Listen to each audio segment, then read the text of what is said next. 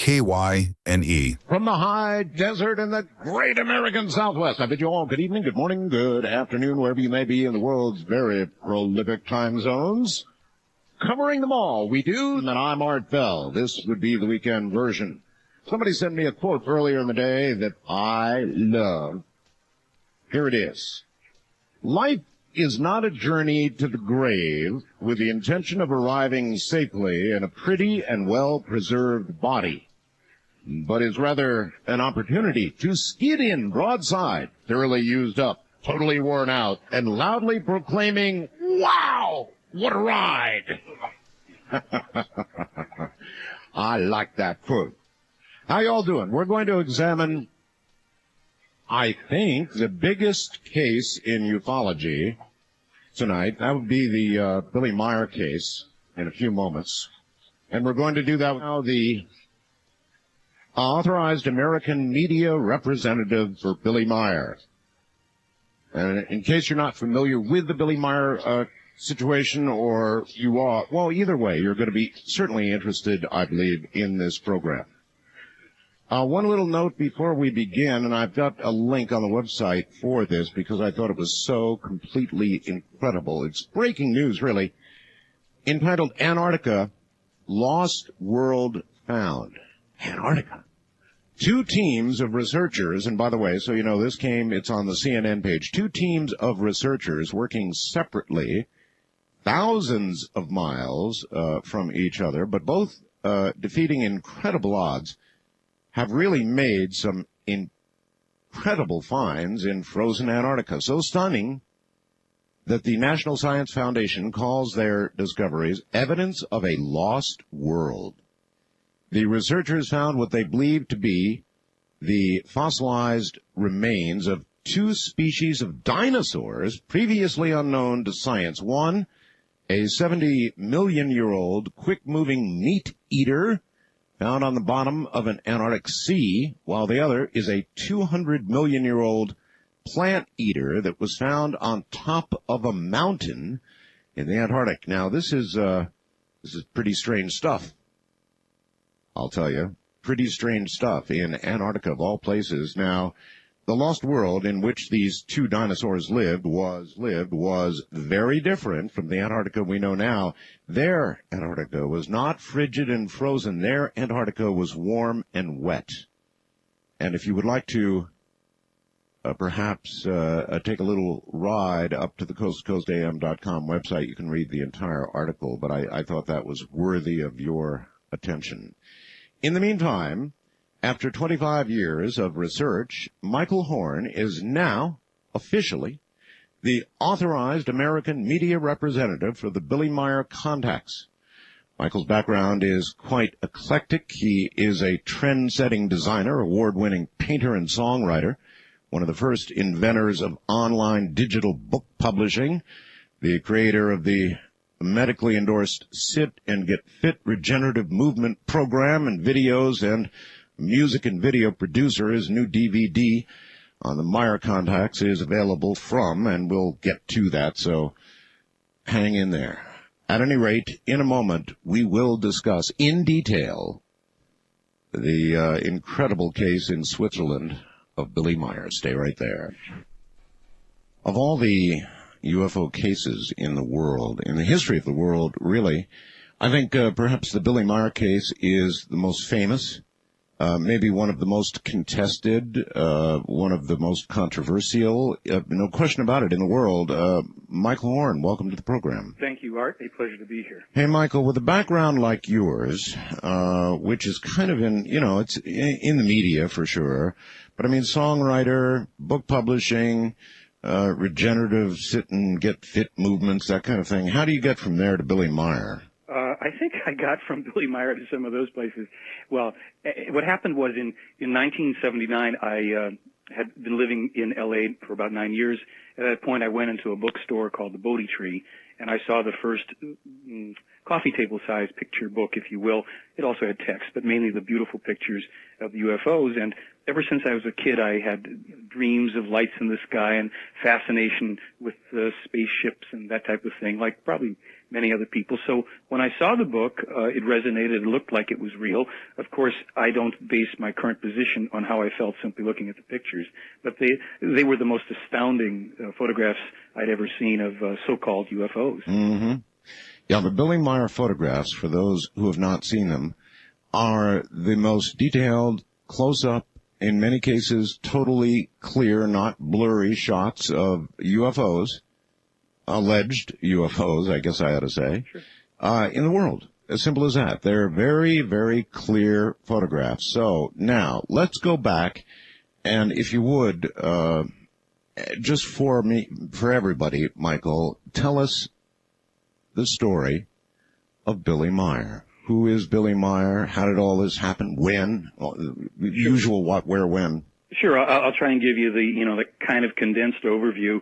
Billy Meier is a Swiss man who claims that his voluntary and face-to-face contacts with extraterrestrial humans started when he was 5 years old. He and his father had allegedly seen a silver-type object fly overhead. This was in about 1942 or so. He asked his father what it was. His dad says, I don't know, but I think it may be a weapon that Hitler's developing, et cetera, et cetera.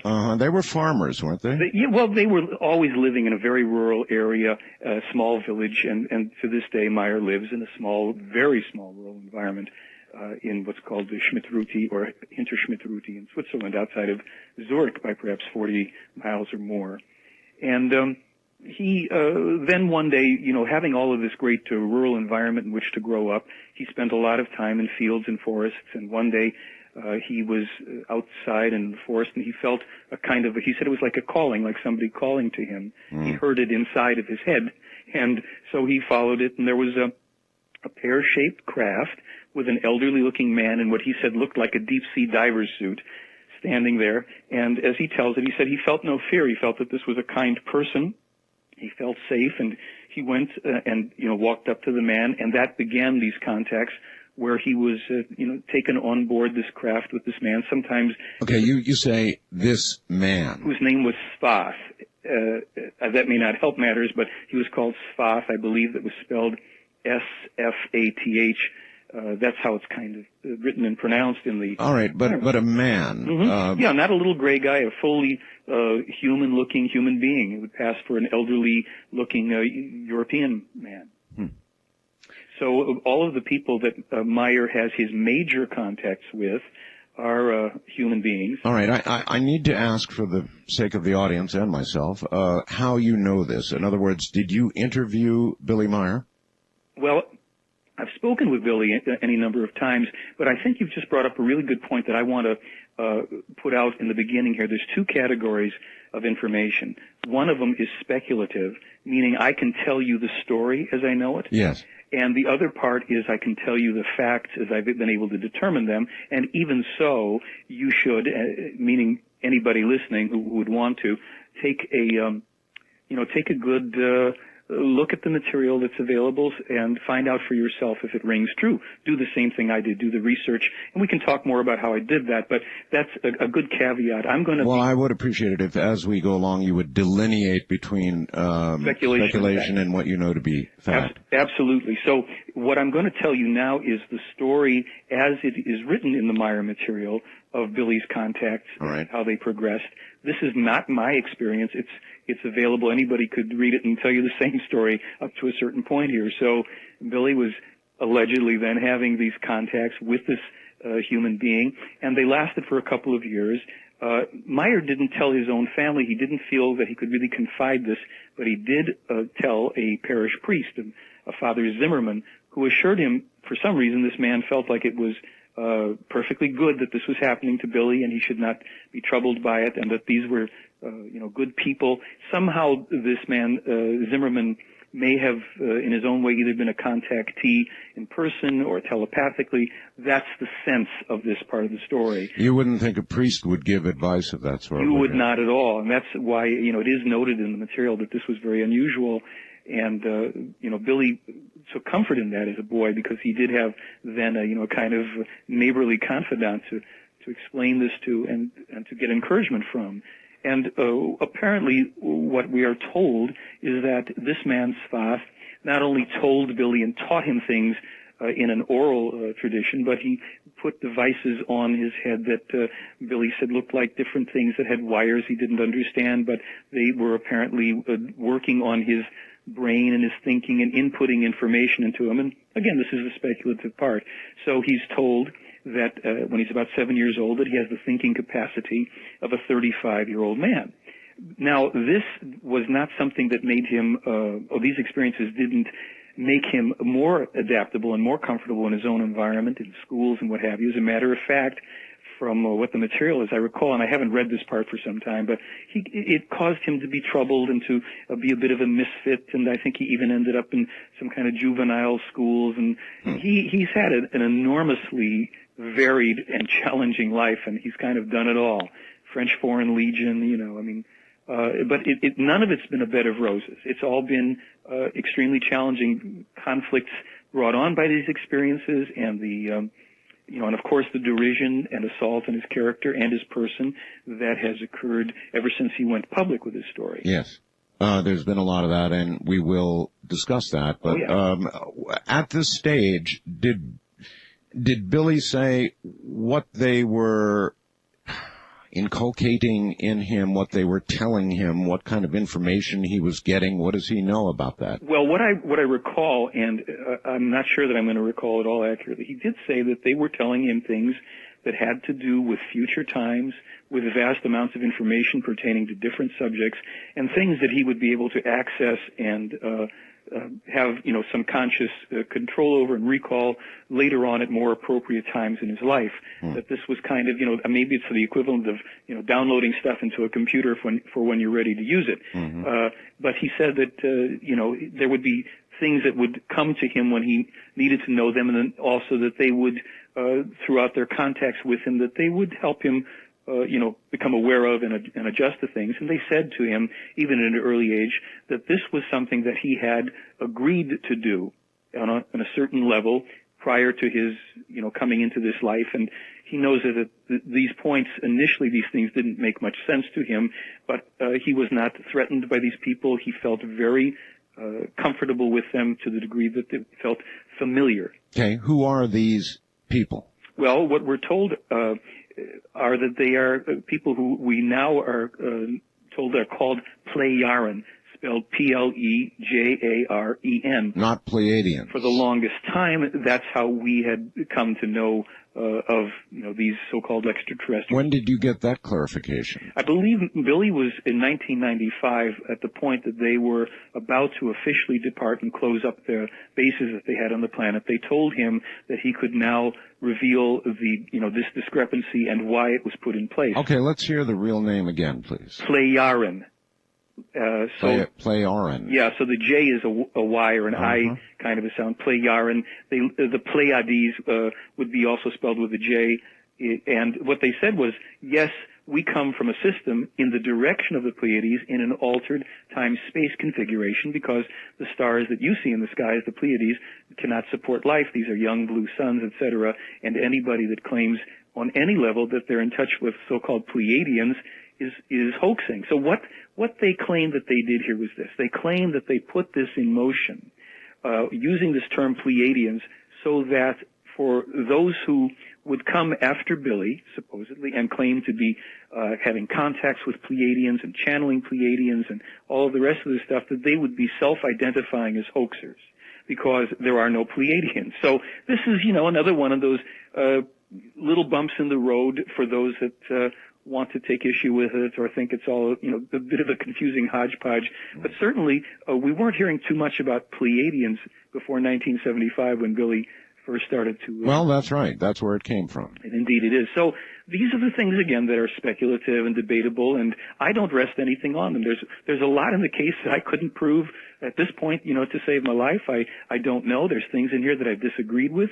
There's things in here that I'm confounded by, I don't know. It's neither been proved nor disproved at this point, and so I say it's speculation. Why have you been named the official authorized American media representative for Billy? Well, What's up with that? Well, probably one of the reasons is I stepped up to the plate because I want to do this work. I had originally, in 79, I got the book, and I was, like everybody else that had that book, fascinated by the photos. In 1986, I was sitting in a little cafe in Sedona, Arizona, with my daughter and a friend. I think it's called the Sunflower Cafe, or it was. We were waiting for our alfalfa, sandwiches with sprouts, like everybody was in the New Age. And there was one other guy in the place, and he's sitting back there. So we started to chat with him, and he was a retired IRS agent. And of course, the talk went in the direction of UFOs and all. And Billy Meier case came up, and he said, "Well, have you read the contact reports?"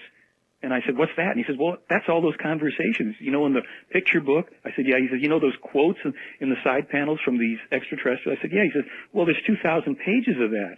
So I said, "Well, where do I get it?" He says, "Well, when you come back to L.A., come on up to, Decker Canyon, I think it's called, and I'll give it to you." I came back. I called him. He was true to his word. He gave me all this material.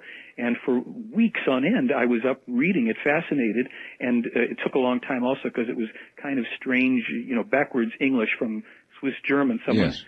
And what was exciting about it was that there were all of these pieces of information being conversationally conveyed. And what we were missing in these contact reports was this what I call hokey thing of we're the space brothers and we bring you love and light. And yes. They never spoke that way. And interestingly enough, in reading of the several thousand pages I've read of the Meier, let me stop you and ask you, how, if they didn't speak that way, how did they speak? They spoke logically and precisely. It wasn't without warmth. They greeted each other with friendliness. For the longest time, there wasn't much of a sense of humor present in it. Billy exhibited his own humor, and they didn't quite get it for the longest time, quite literally. But they spoke directly, and what I was going to say is the only time I ever saw in print any of these ETs use the two words "I believe," there was one occasion I can remember when the man that is, supposedly a leader of their race, who's called Ptah, same name as the ancient Egyptian god, he said to Billy, "I believe the person you're thinking of is named such and such."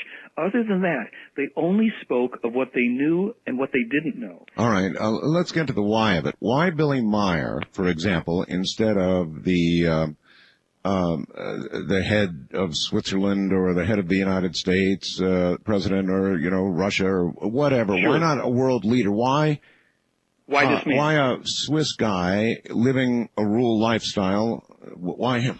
Well, there's actually a host of reasons, but let me say that in addition to Billy, there were 5 other people who were selected as potentially being able to do this quote-unquote mission.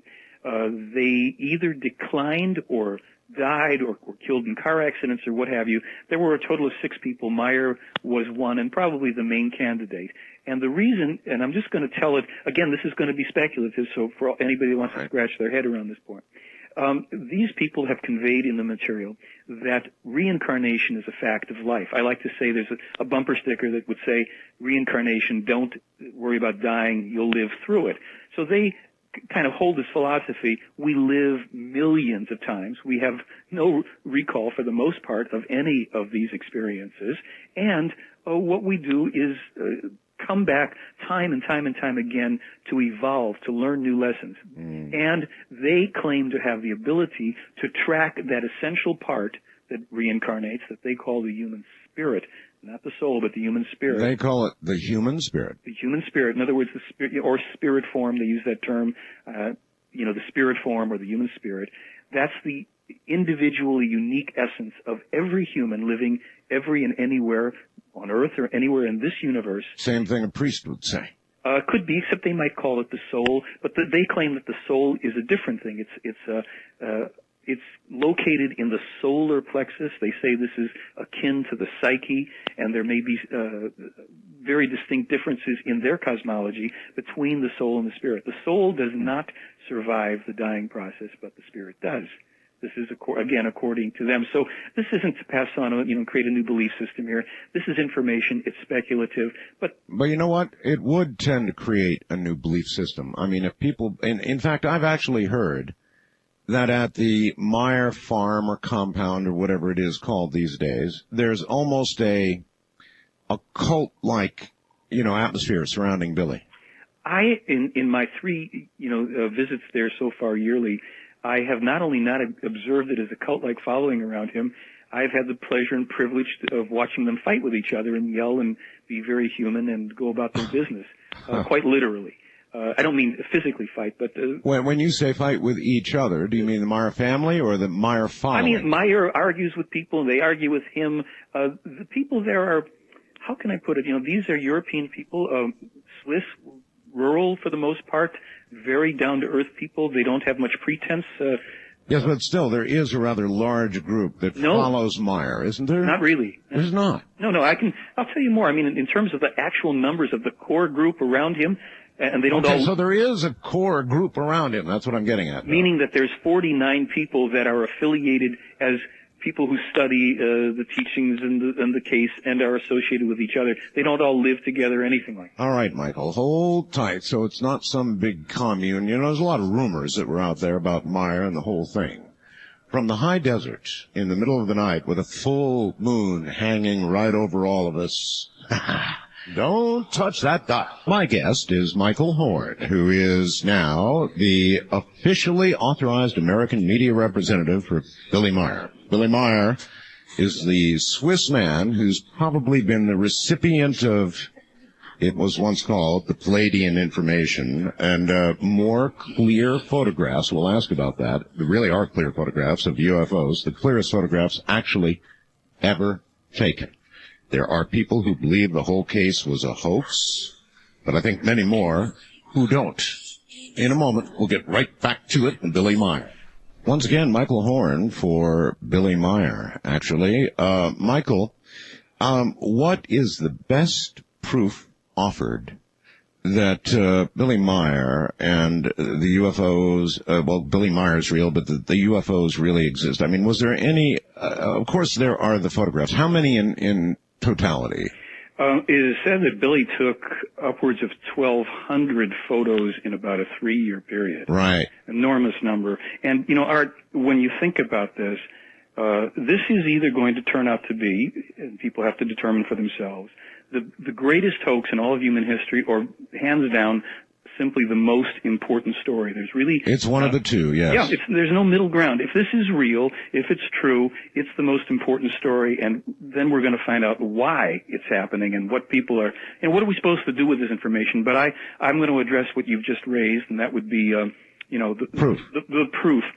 So let's start with the idea that there's about, I think, 5 categories of physical evidence. All right. And the 5 categories would be photographs, films, a video, that we know of one video, sound recordings that were made on a cassette machine, and also a number of metal alloy samples, little squiggles of metal that Meier claims were given to him by the ETs. They were turned over to the investigative team along with the other evidence. With what result? Well, this is the fascinating thing on the evidence. And what I should do is just back it up a little bit and say that Meier's evidence and the process around it is unique because it was actually examined by a good number of scientific experts in a variety of fields. I will give you just a reference point. In terms of photographs, there were people like Robert Post from JPL Laboratory, 22 years at the lab. Michael Mallon from Mars Orbiter and the NASA Mars Global Surveyor, the Mallon Space Science System. I know of him well. Okay, yes, of course. They were 2 of the people. Jim Delatoso. There's a 23-page report on the actual physical examination. And what did Michael Mallon conclude? Actually, I have a quote from him. All right, good. And he said, I find the photographs themselves credible. They're good photographs. They appear to represent a real phenomenon. The story that some farmer in Switzerland is on a first-name basis with dozens of aliens who come to visit him, I find that incredible. Oh, well, so do I. Yeah. But from Mallon, that's quite a statement. Well, he goes on. He says, but I find the photographs more credible. They're reasonable evidence of something. What that something is, I don't know. If the photographs are hoaxes, then I am intrigued by the quality of the hoax. How did he do it? I'm always interested in seeing a mastered work. Now, let's just jump, since we're talking about people that looked at the photos, there was a man whose name was Wally Gentleman, and Wally was apparently a major player in the special effects world in films. He was the director of special effects on the Canadian Film Board. He was the director of special photographic effects for Kubrick's 2001. he had seen Meier's 8mm film segments. Right. And he said that the manpower and the costs to make these films were clearly beyond Meier's reach. And here was his quote. He said, "My greatest problem is that for anybody faking this," and he was referring to the photographs, yes, "the shadow that is thrown onto that tree is correct. Therefore, if somebody is faking it, they have an expert there. And being an expert myself, I know that expert knowledge is very hard to come by. So I say, well, is that expert knowledge there or isn't it there? Because if the expert knowledge isn't there, this has got to be real." Now, that's just... Well, that's still a hell of a statement from Malin. That's surprising. Well, no, this is Wally Gentleman. I understand. I'm still stuck on back Malin's on Malin's statement. Yeah. Yes. Well, now look, Robert Post, he said from a photography standpoint, you couldn't see anything that was fake about the Meier photos.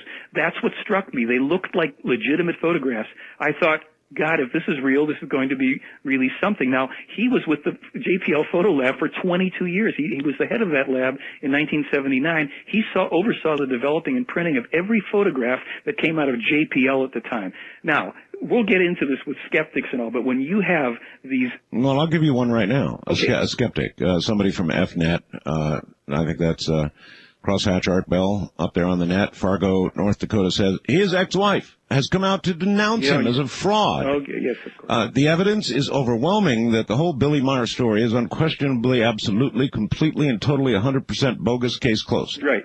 Well, let's visit the story of the ex-wife. All right, let's. And let's go back to the original investigation when Wendell Stevens, Lee Elders, and Britt Elders, and Tom Welch and other people went over to Switzerland, and they actually spent a total of 6 years investigating the case.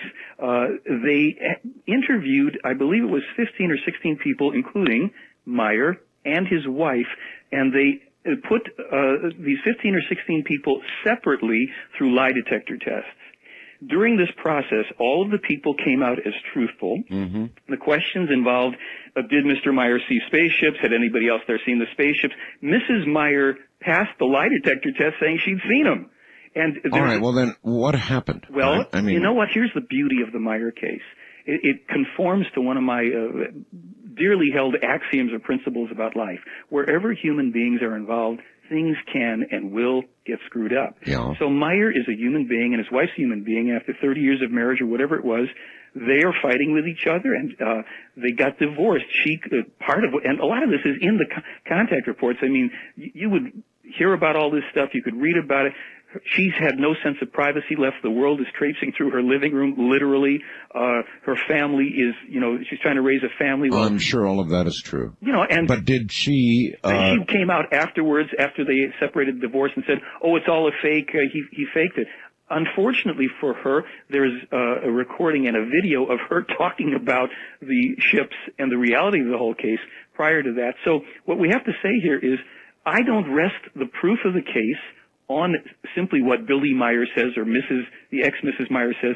There are higher standards, but I want to present that so the people can look at this. I give you a couple photographic experts. Let's just for a second go to this, and then maybe the guy who knows that this case is a big hoax, maybe he'll have an answer for this, and maybe also what he'll do is attempt to do what the professional skeptics have attempted and failed to do after 3 years, and that's to duplicate any of the evidence. So let me quote a little bit here. I told you that metal samples had been turned over to Marcel Vogel at IBM. Correct, yes. Okay. A little background. At the time, he'd been a research chemist for IBM. He'd been there 22 years. He held 32 patents himself. He'd invented the magnetic disk coding memory system that apparently up until recently, if not still currently, is used in the IBM disk memories. He was a specialist in the conversion of energy inside crystals. All right. Okay. Having said all that, he's obviously an expert. What did he find? All right. Well, he turns on his $250,000 scanning electron microscope. He turns on the video camera, and he starts to apply a probe, a stainless steel probe, to this metal sample. Now, I'll quote him. When I touched the oxide with a stainless steel probe, red streaks appeared, and the oxide coating disappeared. Oh. I just touched the metal like that, and it started to deoxidize. Where are you getting this quote from? This was written by, not written by, but in Gary Kinder's book, Light Years. He published a letter called An Open Letter to the UFO Community, wherein he had quoted a number of these experts that he personally interviewed, and he sent all the interviews to them for approval before they were published. So nobody's come back and said I didn't say that. All right, so that's pretty remarkable. Well, that's just the beginning. Yeah, continue, please. Okay. The oxide disappeared. Yeah, he says it started to deoxidize and become a pure metal. I have never seen a phenomenon like that before. Then he's talking about another metal sample that contained nearly every element in the periodic table, and he says each pure element was bonded to each of the others, yet somehow retained its own identity. At 500 power magnification, thulium was revealed. And he says thulium exists only in minute amounts. It's exceedingly expensive, far beyond platinum and rare to come by. Someone would have to have an extensive metallurgical knowledge even to be aware of a composition of this type. At 1600 power, Vogel says, a whole new world appears in the specimen. They're structures within structures, very unusual. At 2500 power, he found that the metal sample was metal, but at the same time, it's crystal. And so he summarizes his findings. And this, of course, is maybe an hour-long analysis. He says, with any technology that I know of, we could not achieve this on this planet. And I think that it is important that those of us who are in the scientific world sit down and do some serious study on these things instead of putting it off as people's imagination. He also said, I must admit, that is impressive. It's dynamite. Plus, he said he brought in a metallurgist friend of his and showed him the samples, and the guy said, hey, I don't know how this could be put together. Now, there's another very high-level scientist whose name is David Froning, and he had been with McDonnell Douglas for 25 years as an astronautical engineer in highly classified military defense. In '79, he became interested in Meier's accounts of the Plejaren starship systems, which mentioned tachyon propulsion. And Froning found that Meier's account of tachyon propulsion, which was at the time only beginning to be discussed by a very small and select group of theoretical physicists, that the calculations for above light speed that Meier published were amazing. There's a whole thing here in the piece by our friend Gary Kinder, and what David Froning is saying is that, let me see if I can just find a thing here where he says that my colleagues and I may have made breakthroughs in our understanding of possibilities and ways for traveling faster than light from Billy Meier's accounts of his encounters with the Plejarens. Now that's from a guy who publishes high-level papers on quantum ramjet performance and quantum interstellar ramjet stuff that I have no conception of whatsoever. And the calculations that Meier had, here he says, Meier said that the elapsed time during a hyperspace jump took only several seconds. Thus, trip time between the Pleiades star cluster and Earth with Froning's slower-than-light quantum ramjet drive plus a hypothetical tachyon drive would be 8.6 hours, which was within 20% of the Plejaren trip time reported by Meier. But while Froning's calculations were based on many arbitrary assumptions, and they didn't prove or disprove the truthfulness of Meier's account because it was a theoretical system that he was working on, only time's going to tell which of them, were right. But he was startled by the computations being within 20%. That is remarkable. Listen, a number of skeptics have tried to duplicate the Meier evidence, right? Yeah. And what do you know about that? I know what plenty efforts have been about made, and how much success? Oh, yes. Well, this is like been my pet project for a little while here. 3 years ago, I took a reel of the Meier films that were on video and that lovely picture book that many of us have, and I went over to visit some fine fellows at a place called CFI West, Center for Inquiry West. And Center for Inquiry is an international professional skeptics organization. I met with a case investigator named Mr. Vaughn Reese, a very nice gentleman, and he and I went over the films and photographs, and he told me that they were all easily duplicated hoaxes. He took the time to explain, of course, that the film, one film segment where in broad daylight Meier zooms in on a ship where you can see the flanging, and if there were any bolts on it, you could see them, and two lights alternate in broad daylight, one off the cupola and one off of the flange rim, and Mr. Reese told me this was easy to do with a pin on a negative. So I said, look, why don't you do me a favor and spare me a lot of embarrassment? Prove your case by duplicating one of these, films here. And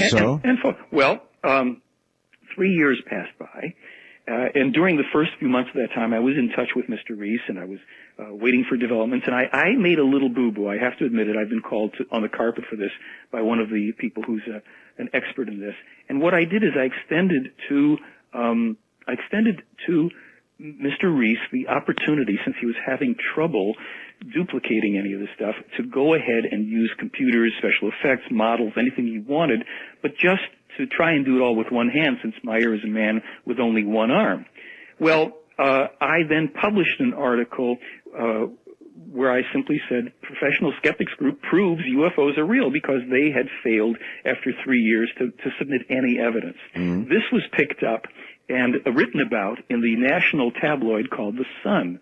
And The Sun, I'm not a man who would usually quote a tabloid, but they did probably the cleanest report on this, without sensationalizing. They didn't have President Bush meeting with little gray guys up on Meier's farm, and they concurred that based on this, the evidence and the photos and the obviousness, that these skeptics had failed to make the case. So suddenly, they did send me a notice that they had now posted 6 photographs next to some of Meier's photographs to compare. And they actually did nice photographs of models of UFOs floating. There were some problems with it, and we've engaged in a lengthy debate, and I'll explain to you exactly what the problems were.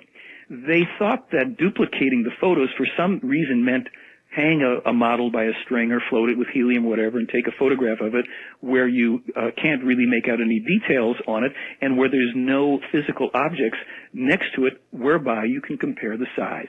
Now, this is extremely important. Well, that would not be consistent with the Meier photographs. Because in the Meier photographs, you've got a lot of trees and mountains and reference points for the photographs with Meier. Exactly. Plus, you've got multiple UFOs. You have sequence shots where the ships move across the sky, maybe 3 or 4 ships, and then they're in, each shot. Look, folks, there's no question about this. The photographic evidence in the Meier case is the most impressive, detailed, sharp, clear, all of that, and then with Malin's statement. So anyway. Yeah, well, I'll give you the rest on this, because people have to know. I mean, the skeptics, this is the problem with the professional skeptics, one of them. They're not scientists. They set out with a premise that something is false, and they try to prove the premise. Now, they don't try to objectively find out what are we looking at. They could tell you right away it's a hoax, and we can prove it it's a hoax. Not we can discover what it is. So, when they did these photographs, and I and Jim Deerdorf and other people have called them to task on it, and they're trying to say that they duplicated. So I said, well, fulfill the rest of the duplication process and submit them for photographic analysis. Well, they refused to respond to that. Why? Because all you're going to see, probably you're going to have a model of, whatever determinate size. It's certainly not going to be a 21-foot in diameter, fully metallic, self-supporting craft, and they know that. And so then they say that I refuse to submit any real evidence for examination. Well, here's the problem with that. On the website, we have the sounds of the ships that Meier and his wife recorded in an open field. I've heard it. Yeah, it's there, and it was so booming and so loud that 15 witnesses came from around the countryside, including a plainclothes policeman, and the recording actually lasts, the full recording lasts over 40 minutes. The snippet we have on the website is probably about 3 minutes long. Now, here's the beauty of this, and we even, now on my articles page, we've posted an overview of the sound analysis on this. They could not. This was taken to 2 different sound labs, and there are, I can, give you the skinny on the people who were analyzing it. What did the sound lab say? Oh, okay. I'll bring that right here, and I'll kind of give you guys a little overview, and then anybody that wants, they can, read the full thing. But here's what they said was, and let's see if I can zoom down. Basically, they found that there were 32 or more discrete frequencies in a random and constantly shifting mix that ranged from 4 to 2170 hertz, but varied on average between 470 and 1452 hertz, almost okay, won't worry about that. The amplitude of the frequencies was also constantly changing, whereby the dominance altered. And then I go on to talk about the wave shape and all this stuff. Basically what they're saying was, with any technology, including synthesizers, they could not duplicate the sounds. And part of what was remarkable in these constantly shifting and interfacing sounds was 24 of them were in the audible range. 8 of them could only be detected with spectrum analyzers and oscilloscopes. These were recorded outdoors with birds chirping and crickets in an open field, yet you had 24 audible sounds. 8 of the sounds were a frequency range that you could only see the patterns of them or pick them up on that kind of technology. All right. Hold it right there, Michael. We're at the top of the hour. So we've got extremely high-quality photographs that can't be duplicated.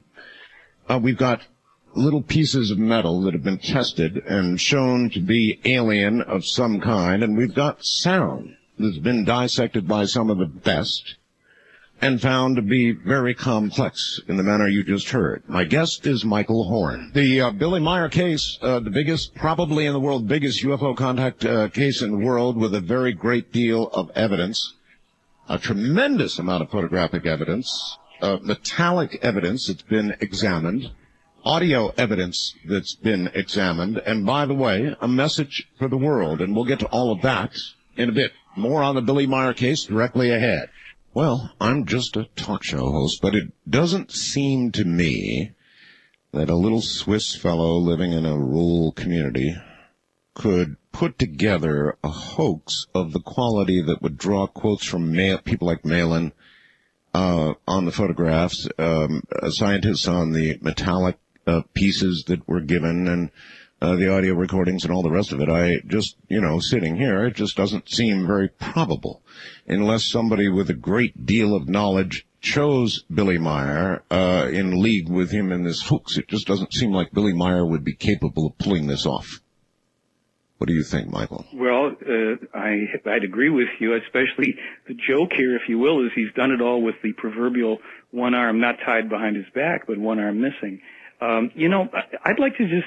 How did he lose his arm, by the way? Well, okay, he was told 10 years before he was going to lose it by the Plejaren that he would lose his arm. There was nothing they could do about it, and it was just one of those things that was going to happen. He should prepare himself for it.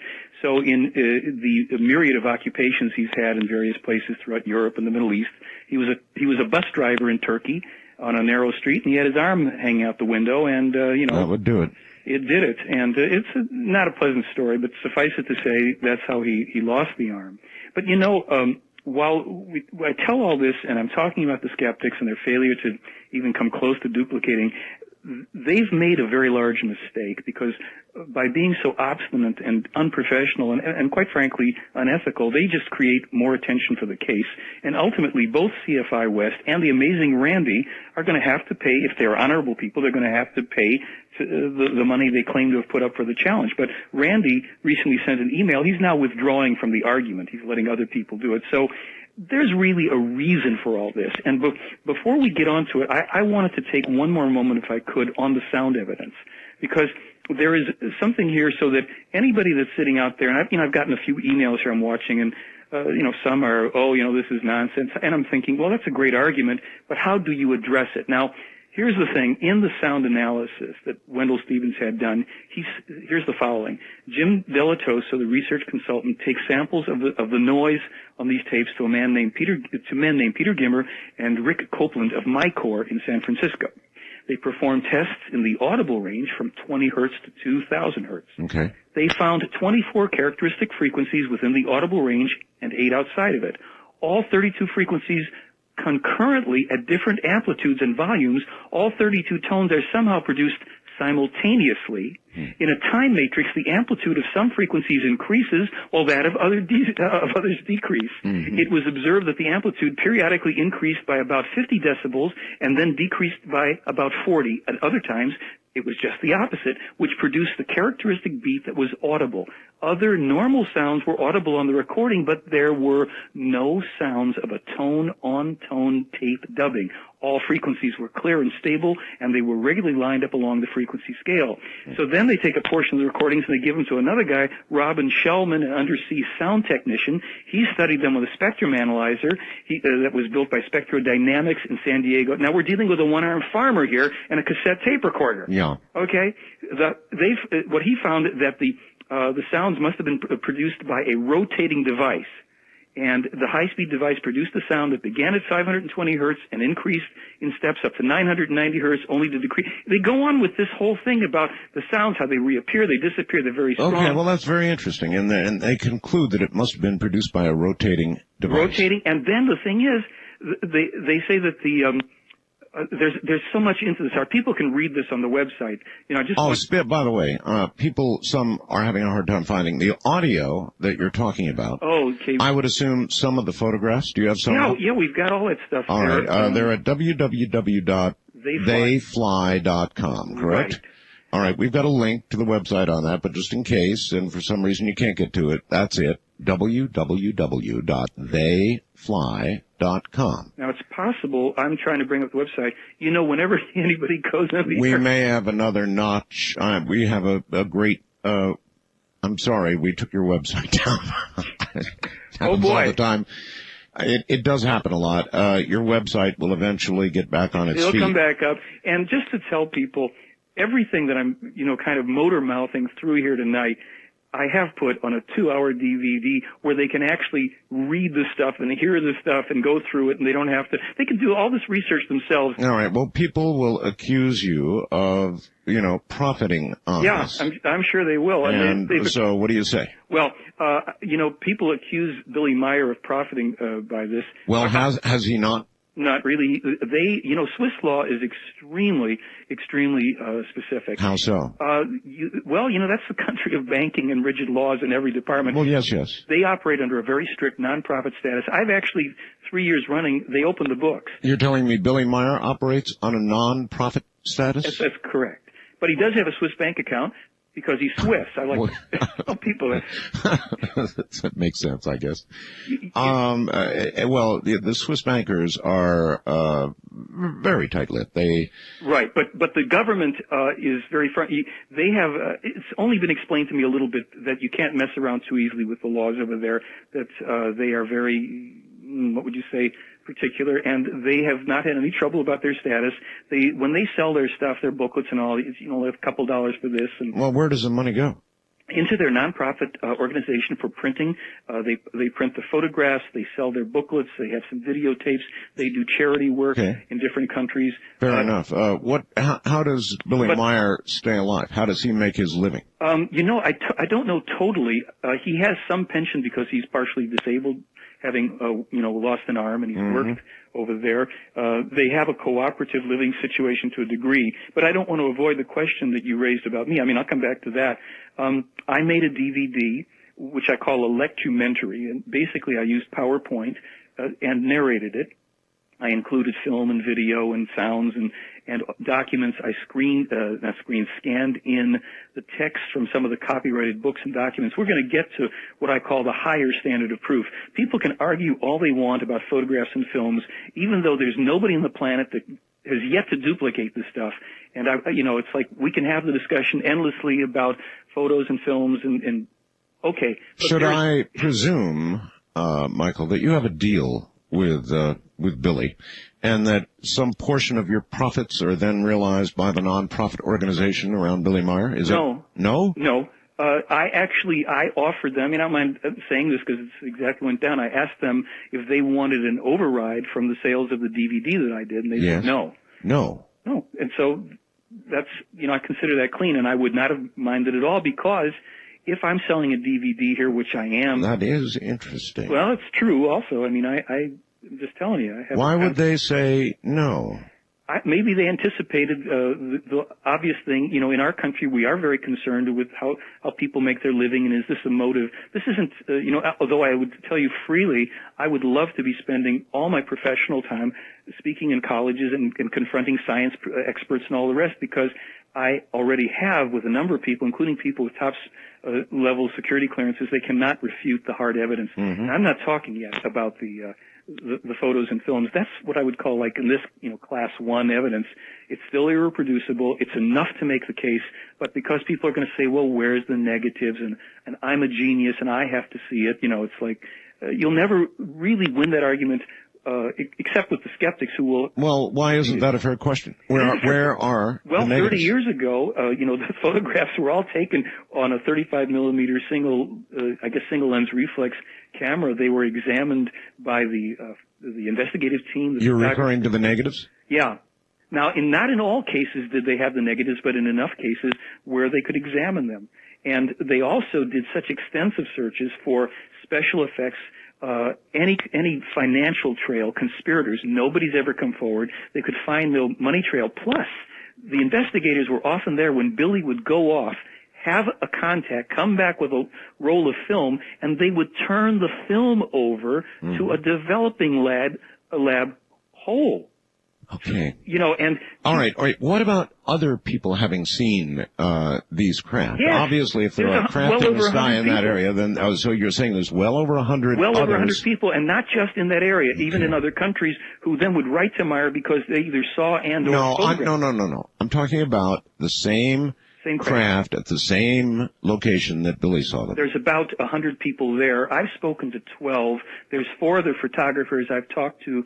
Either all of them or 3 of them. There's one guy, I was over there when I was over last year. He told me the year before he and 15 other people were outside, and I talked to some of the other people, and they all said the same thing. In broad daylight, 2 of the ships came and hovered over the center, high up in the sky, and danced around. They took photographs for 30 minutes. To them, what we have to understand is to them, the UFO part is old news. For us, we're still fascinated with the ships they came in, like the Nina, the Pinta, and the Santa Maria, and the Columbus story. This isn't about the ships they came in. This is about us and our survival, but we're gonna move to that. But it's fair questions, and it's still to get back to the question about me. Yes, I sell this DVD. I want people to have it because, quite frankly, when we open up what this is about, I think some people may understand that my feelings that this is truly about our future survival are genuine feelings on my part. This concerns the message, of course. Yeah. And we're about to get to that, but we've got plenty of time intentionally, and I'm not trying to be mean to you in any way. I'm just trying to hit you with into it. Hard questions. Now, you've got actually written here that there's, past the evidence that we've talked about, there's even a higher standard of proof that meets, your words, legal and scientific standards. That's correct. Explain. Sure. Remember I mentioned to you the contact reports, and these were the transcripts of documents that Meier started to publish in 1975, originally in German, and he disseminated them, and they were available not only in Switzerland, but in Germany and other places throughout Europe. By about 1980, I believe, they had the rough English translation that I came into my possession in 1986. Now, the man who gave them to me had them in his possession for at least a couple years. So the likelihood that it's true that by about 1980 or 81 the English translations were available, it holds water. Now, let's look at exactly what you've asked me. In these documents, I also said to you that there was very interesting information.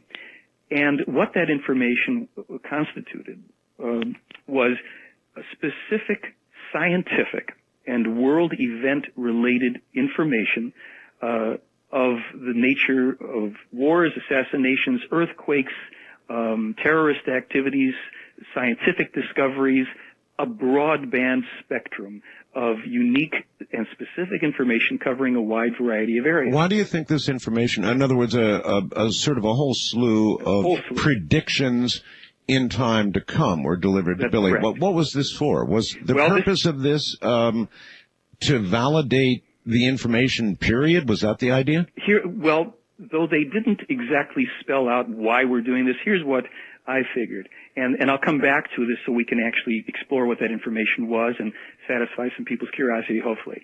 What was occurring was this.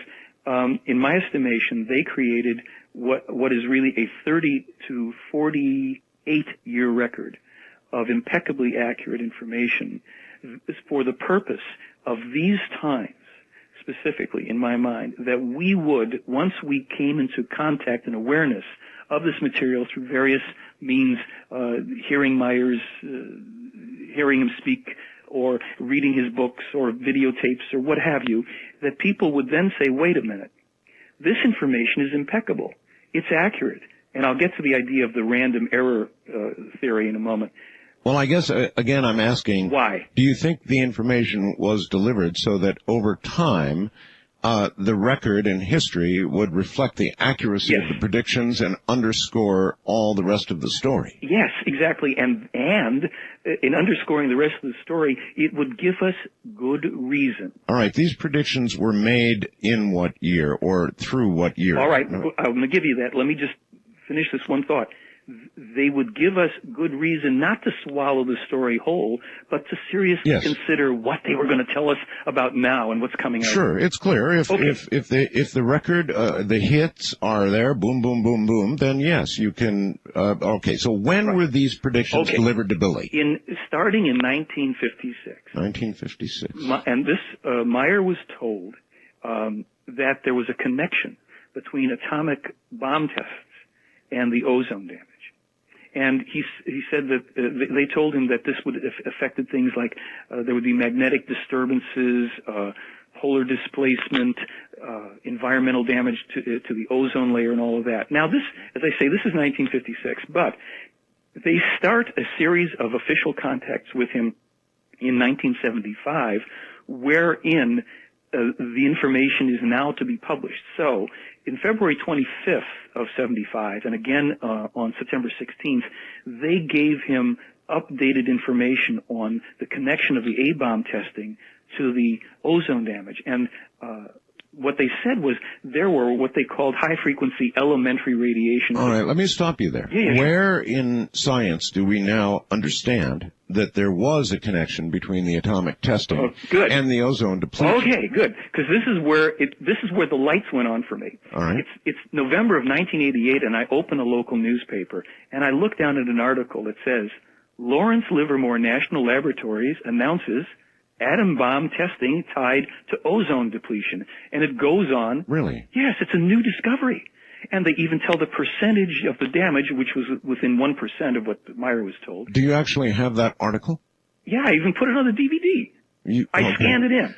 All right, read me a little of that article. Well, okay, I'll have to bring up my PowerPoint while I do that. Well, I don't care. All right, so November of 1988. You'll have to bear with me on this because I have to find that And the article, I'm sorry, was by... The article was in a newspaper here.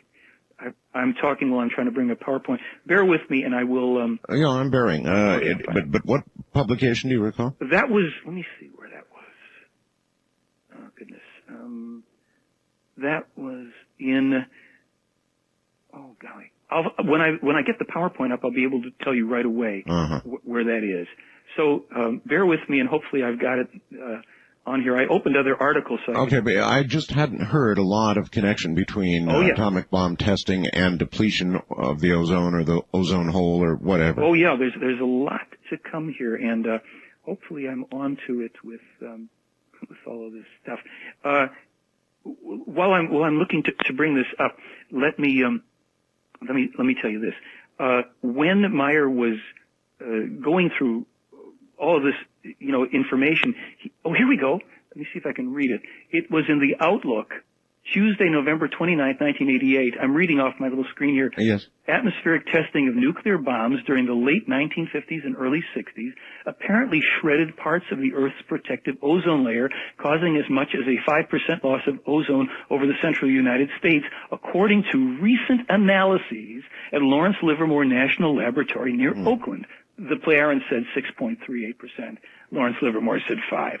Researchers think the huge fireballs from explosions hurled destructive chemicals into the upper atmosphere, where a misty layer of ozone shields the planet from lethal doses of ultraviolet solar radiation. The damage was even greater in the Arctic regions, where as much as 12% of the ozone layer reportedly vanished. The U.S. Environmental Protection Agency has estimated that a 1% reduction in the ozone shield could mean as many as 43,000 additional skin cancers, etc. All right. Hold that thought. Sure. Lawrence Livermore, that's pretty impressive. In November of 88, delivered in 1956. Well, I didn't know about the prediction. And I absolutely didn't know about Lawrence Livermore having said that. So all of that is new information and kind of interesting to me. And then there were a raft of additional predictions that apparently came true. all designed to underscore the fact that it really happened to Billy Meier, but more importantly, I guess, that the message that the Plejarens gave was real. And we're discussing the Billy Meier case with the American representative for Billy Meier.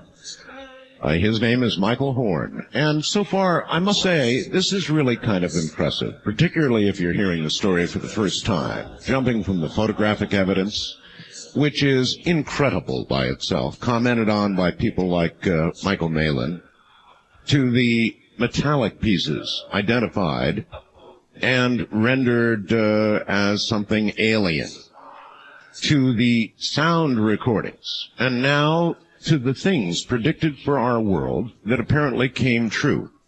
The damage to the ozone by atomic testing. The comment by Lawrence Livermore in 1988 that indeed it was happening. That prediction made in 56. And we'll track a lot more of those in a moment. Well, all right. Michael, welcome back. Let's stick with this. Let's stick with this for a moment. And, okay, we've got the ozone business. Well, that's just the beginning of it. May I just... One little thought over this for all the people that are listening, and I know you reach a worldwide audience, and I want to say this. I want to lay out, as you're inviting me to do, all of this evidence, and there's a bottom line. We're going to get to it, as you say, later on. We have a unique opportunity in the United States and in this world to make the kind of a difference that is critical to our world that nobody's had before, and I'm going to get into that later. First, let me try to satisfy the inquisitive minds and the critical minds, and that we should all be looking at this critically. Here we go.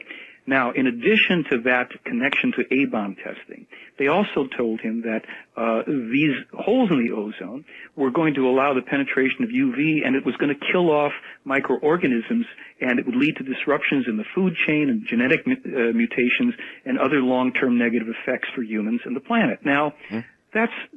this is 1975. Well, it turns out that in, I lost my place here, but I'm going to get it back.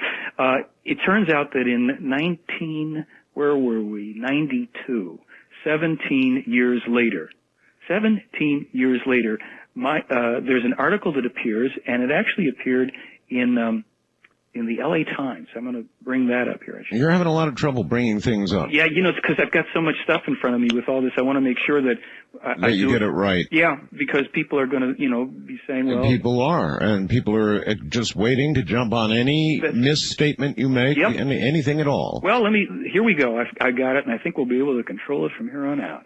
All right, ozone. This is written by Joel Greenberg, the science editor at the LA Times. And it says, ozone hole damages food chain. Now, this is 1992, 17 years later. The expanding hole in the ozone layer above the South Pole is significantly reducing the growth of phytoplankton, minute floating plants that form the foundation of the Antarctic food chain. Researchers reported last week, 17 years after Meier was told this.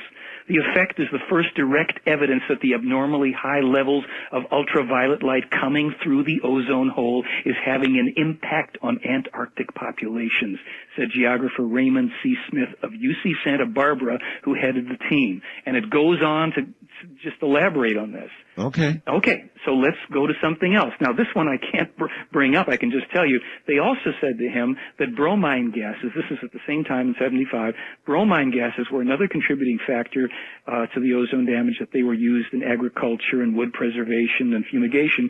And this one I can't bring up because it was in 1991. I'm listening to National Public Radio, and they had an announcement about the connection between bromine gases and the destruction of the ozone.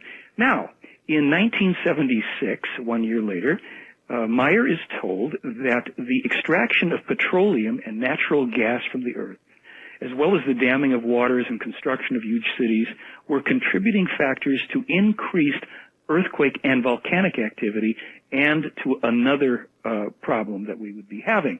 Okay, so I think we have an article on that, and bear with me. I can tell you that... I don't think there's been any proof that cities and so forth contribute to... Well, that's right. I'm not going to, rest on that earthquakes. one. What I'm going to give you here is this one instead. This is in the Good Life Independent Journal newspaper, which was the week of June 21st to 27th, 1990. Here's the headline: Earthquakes, oil, interact. For 4 decades, the beach area has been plagued by unsuccessful threats of onshore and offshore oil drilling, and by the knowledge that there are hundreds of substandard buildings which could crumble in a major earthquake. Now, Stanford's geophysics professor, Paul Siegel, has scientifically related both fears. He's published a mathematical model which suggests oil and gas extraction may lead potentially to serious earthquake tremors. Simply stated, Siegel says, when gas or oil that has been sitting in the pores of the rock is taken out, the gas reservoir shrinks, but yes. There it is. I've got the idea. Okay, and now, I don't doubt that perhaps extracting large amounts of oil could cause disruption down below. Yes. It sort of makes sense. Well, it does. But we're on. What I want from you is I guess that's a sort of a backed up prediction, but big predictions that were made. If there were others. Oh yeah, sure there were. Okay, then just give us examples. Okay. And you don't have to pull them all up on the computer. Okay, because some of this I do know by heart, but the newspaper articles. All right, let's go to what you know by heart. Okay. In 1975, when Meier was ostensibly being shown Venus up close and personal in a craft, and we'll talk about that in a minute. He was also casually remarking that the mountains down there was a mountain that looked to be comparable in height to what he said was the highest mountain on Earth, Mount Everest. At that point, Semyaze, the woman that he is being contacted by and traveling with at this point, says, "Excuse me, but you're wrong. Mount Everest is not the highest mountain on Earth." Now, this is a little incidental, but bear with me. This is a 21-year jump. She said, no, you don't measure it right. Mount Chimborazo is the highest mountain on your planet because you have to truly measure, since the Earth is elliptical and not perfectly round, measure from the center of the planet, not sea level. Okay, 21 years later, in the 1996 issue of Earth magazine, they reported that now scientists have confirmed that Mount Chimborazo is the highest mountain on Earth. But that's a small little thing, 21 years. During that contact, Meier was given specific information about Venus, unknown at the time, which included the composition and percentages of atmospheric gases, the surface temperatures, the depth of the cloud bank. That's impressive, and all of that was corroborated a year later by both the probes from the U.S. and the USSR. Where did slow down? Yeah. Where did Billy write all of this? In these contact reports. See, what happened was, after he would have meetings with these people, yes, he would come home. And remember, now he's a man with one arm. They had modified a standard typewriter for him so that he could type at a very high rate of speed, about 60 words per minute or more with one hand, which basically means with one finger. They had recorded everything, and since he was a child, he had been taught over 1.2 million symbols, to recognize symbols telepathically. This is where it gets even more, amazing, outrageous, whatever you want to call it. Well, what they would do is transmit back to him the entire conversation, not in English or German, but in symbol form. And while he was translating it in his mind from symbols to German, he was typing it simultaneously, often for hours at a time. Then he would run it off on a Xerox machine and disseminate it to the people that were studying it. It would find its way around Europe. Ultimately, it would be translated into English. Ultimately, Wendell Stevens, who would gather up all this stuff in about 1978 and 79, would publish it in books.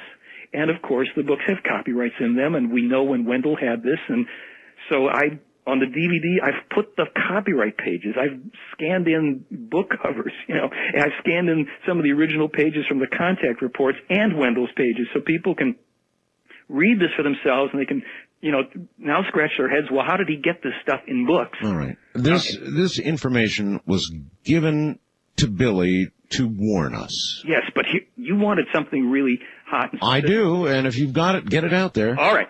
Let's start with this one. 1978, he's ostensibly taken for a close-up and personal look at Jupiter. He is remarking in the conversation to his companion there that, well, Jupiter has rings. I didn't know that.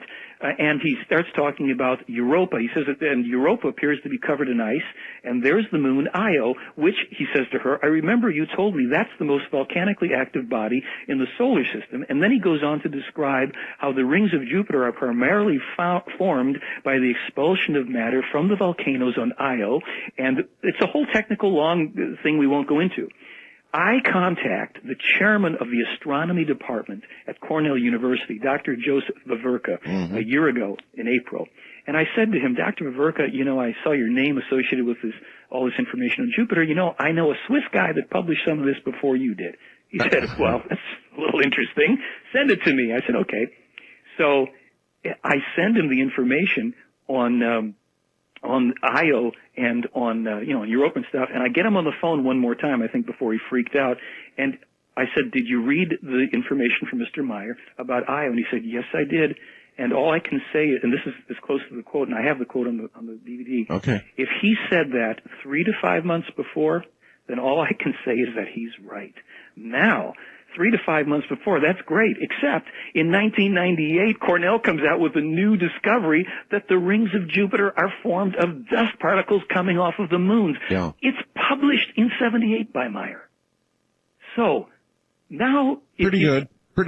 All right. Now we're going to get to the heavy stuff where, if you will, we start talking about the events on this planet and what they already told him that already occurred. All right, let's do that. Go ahead. In 78, in that same contact, when Wendell Stevens, Lieutenant Colonel Wendell Stevens, U.S. Air Force retired, was at Meier's property, late 78, he wanted to have that information on Jupiter, and Meier told one of the people to run off a copy for him.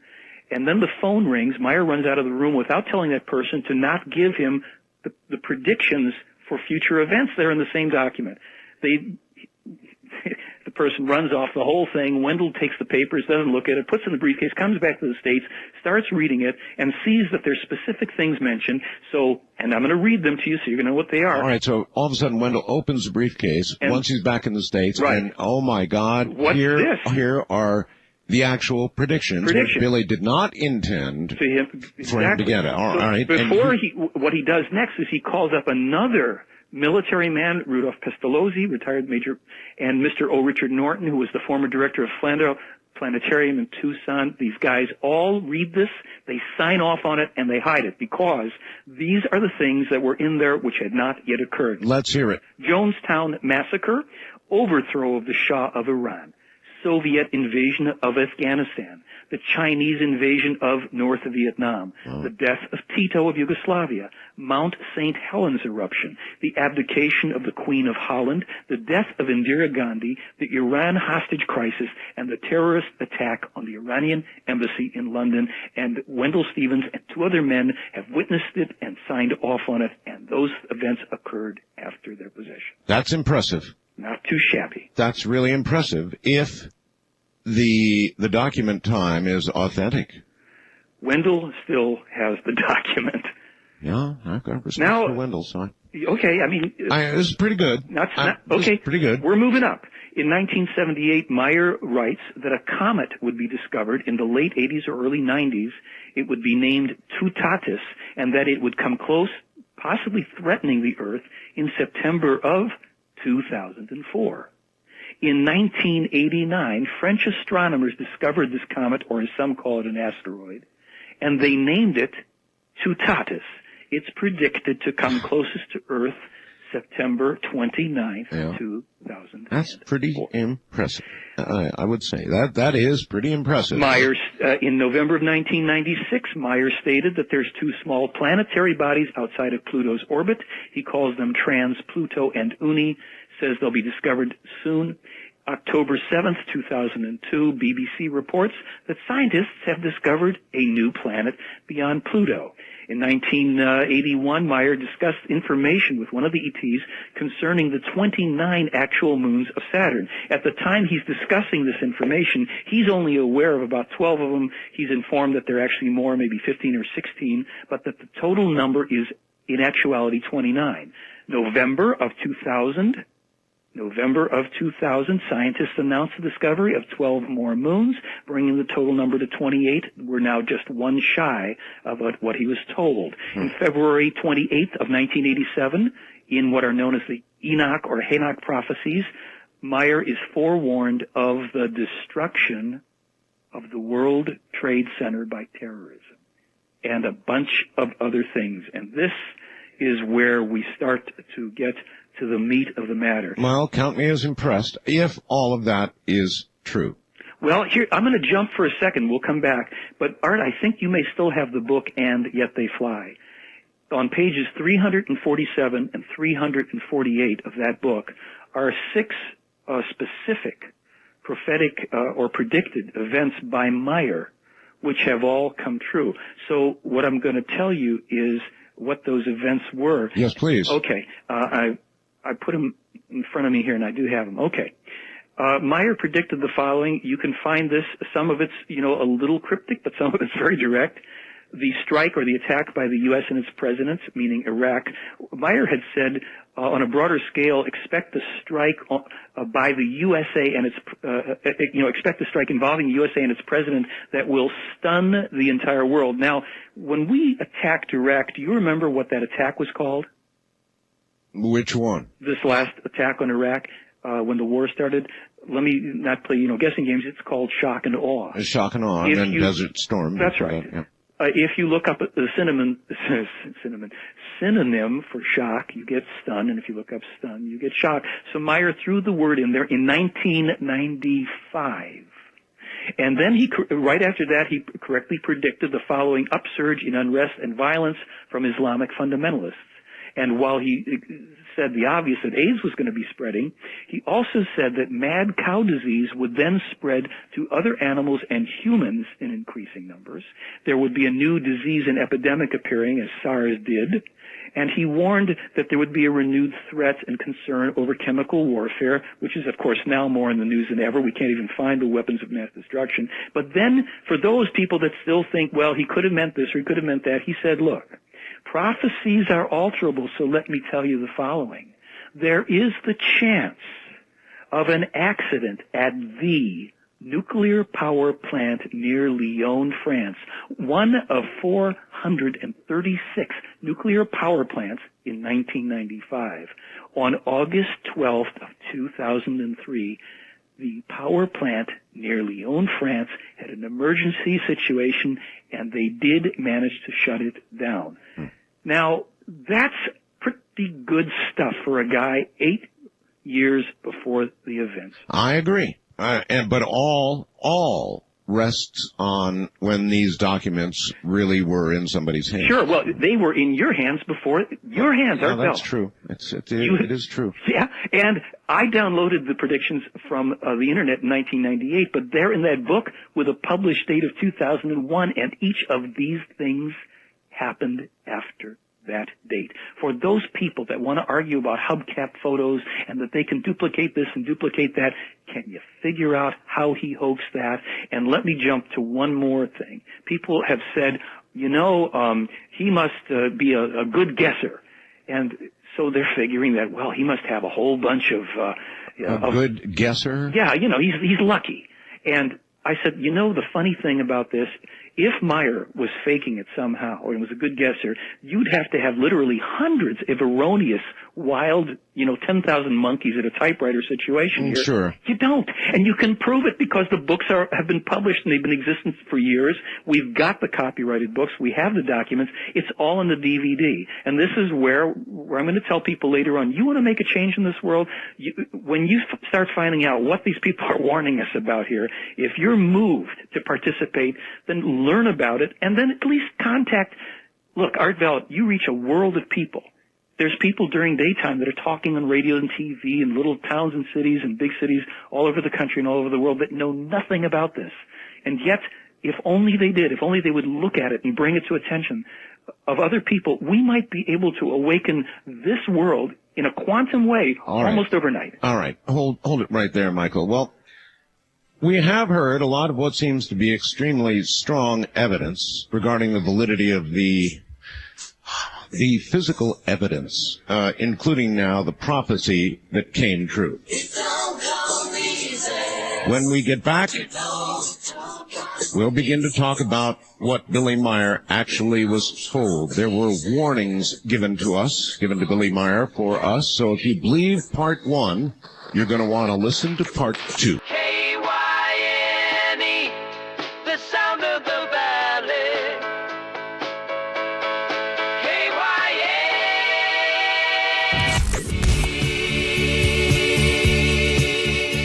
by the way, if you want to reach me by email, it's easy to do. I'm artbell at mindspring.com. That's ARTBELL at mindspring.com or artbell at AOL.com. Either one of both of those will reach me. Number two, we have now completed, in my mind, the first part of the program, and that is the evidence. And I think for any who were listening objectively, a lot of this is pretty impressive evidence, actually. We're talking about Billy Meier and the contacts he's had. Now, part two is going to consist of moving on to the warnings that we as a people have been given by the Plejarens. I believe that's close anyway. It's the new name, not Pleiadians, but Plejarens. And Michael can correct me on that if I got it wrong. It's new, but that's what it was always supposed to be, according to Michael. And we've been issued a very specific set of warnings, very dire warnings. And that's what's coming up next. Then we're going to go to the telephone. So if you've got questions, and I know you do, that would be the moment. Kind of nice to hear the thunder going out occasionally. I guess they put that on there, and so I thought, what the heck. I think anybody listening to the last 2 hours objectively has to be a little bit impressed. Really does. Certainly I am. I think the evidence is pretty good. So now a big question, having accepted, at least for the sake of this discussion, the first 2 hours of presented evidence, let's now talk to the message that Billy Meier was given. I think that's very important, Michael. But you have to lay that groundwork first, or nobody's going to pay much attention to the message itself. I agree. So what is it? Is it the Plejarens? Is that? Plejaren, yeah. They actually called, they keep correcting us. They're simply called the Plejaren, as in like the Plejaren people without an, it's not going to kill it to say the Plejarens. I was calling them the Plejarens, and I got a letter from one of the people in Switzerland. Well, technically it's the Plejaren. Okay, fine. All right. Whatever. But, what I wanted to say about this, because we're going to lay out the stuff that you're just, kind of announcing. Prophecy and prediction are two separate things by definition here. And prophecy, as far as they're concerned, relates, or refers rather, to events, negative events, because usually you don't have to be warned about positive things, but negative events that will occur if we don't alter thoughts, actions. Yes. Right? Yes. And both, and predictions are those things which are already set in stone, and they may often have what you might call a cosmic origin. It simply means like a comet or, an asteroid coming through or some kind of thing that's greater. But prophecies can turn to predictions if they've passed the point of no return. Both prophecies and predictions, as everything else in life, operates on the principles of the laws of cause and effect. There's nothing mystical here. It's, when we speak about prophecies, we're speaking about... well, there are mystical things in prophecy. Maybe, but in this case, what I'm trying to delineate is, on Earth we've got weathermen and scientists and people that forecast sporting events and financial trends. We're used to the idea of people taking information and projecting outcomes. Yes, well, our weathermen are a lot like prophets, and sometimes events coincide to make it not come true. Yes. Anyway, listen, there's a message. I want to get to that there now. Is, and we get to... The unique thing here as we get to this message, because it's a little heavy, and I want to set this up properly. I don't want to just scare people. I mean, heck, we get to do something about it this time, and there's a plan that if people want to make Billy Meier wrong, let's make the Plejaren wrong. I'm all for it. Let's prove that this does not have to occur. All right. So what we're talking about here, we've come to something that's called the Henoch Prophecies, or Henoch Prophecies, and they have now been, they're putting them in the new edition of the book for anybody that wants to sit and go through there's pages of them.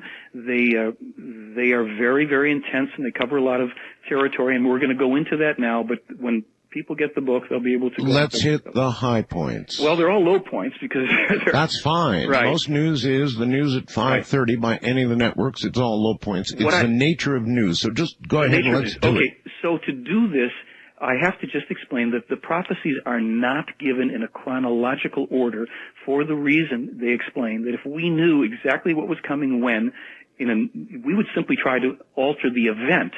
Isn't that the idea? Yes, but what they're trying to get us to do is to see the big picture and to make some very profound changes in our individual and collective behavior and consciousness. All right, having said all that, lay it on us. I want to hear it. All right, so in order to do it, I have to read it from some of this document or try to paraphrase it. So I'm going to jump here to something in the middle of a page where it says, "And it will be that the fanatics of Islam will rise up against the countries of Europe, and all will shake and quiver." This is from 1987. "Everything in the West will be destroyed. England will be conquered and thrown down to the lowest level of misery. And the fanatics and warriors of Islam will retain their power for a long time. However, not only Europe will be affected, but ultimately all the countries and peoples of the earth, as the great horror expands to a war that will encompass the entire world.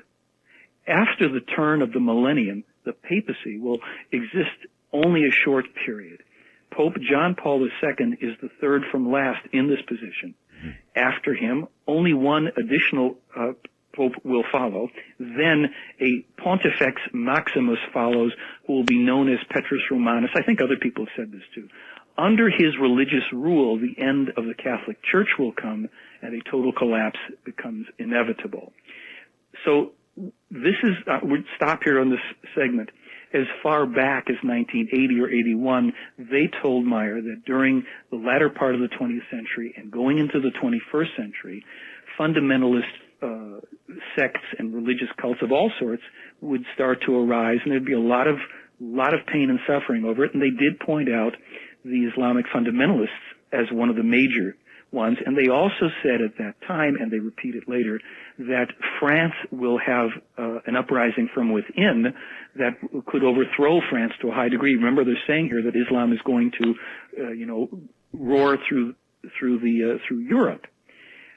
This is serious stuff, all right. This is serious. Now, the reason I want to stop here is to say, look, I want to remind us at every moment, this is still to some degree alterable, because there's a counterbalance body of information where they have said, look, this isn't about pacifism. This isn't about you simply let things happen to you, because self-defense is it's not only a right, it's a responsibility. Mm-hmm. But from their perspective, the way to deal with these things is very different than the way we're dealing with it. So I want to read more into it and then talk about that, because this is going to bother you and a lot of other people. I'm going to jump back and forth here. So here's where it gets unpleasant. The USA will set out against the Eastern countries ahead of all other financial states, and simultaneously she will have to defend herself against the Eastern intruders. In all, America will play the most decisive role when, in the guise to strive for peace and to fight against terrorism, she will invade many countries of the earth, bomb and destroy everything, and bring thousandfold death to the populations. The military politics, of the USA will likewise know no limits, as neither will their economical and other political institutions, which will be focused on building and operating a world police force, as it is the case already for a long time. Now, before people start, listen, I'm reading somebody else's words here, but they'll be mad at me. I don't care. It doesn't matter. Let me explain how I look at this. We in this country are an extended family, as every country could consider itself, and let alone humanity. If in my own personal family, I find out somebody brings me news that some cousin or Uncle Joe or Aunt Nellie is doing something that's really wrong or immoral, dangerous or deadly, do I turn around and attack the messenger, or do I go about trying to find out whether it is so or not so? Well, a lot of people attack the messenger, Michael. Yes. So my position, what I've kind of learned the hard way, is I don't care what I like and what I don't like. I still may have them. But I want to find out what is so and what is true, because then I can do something about it.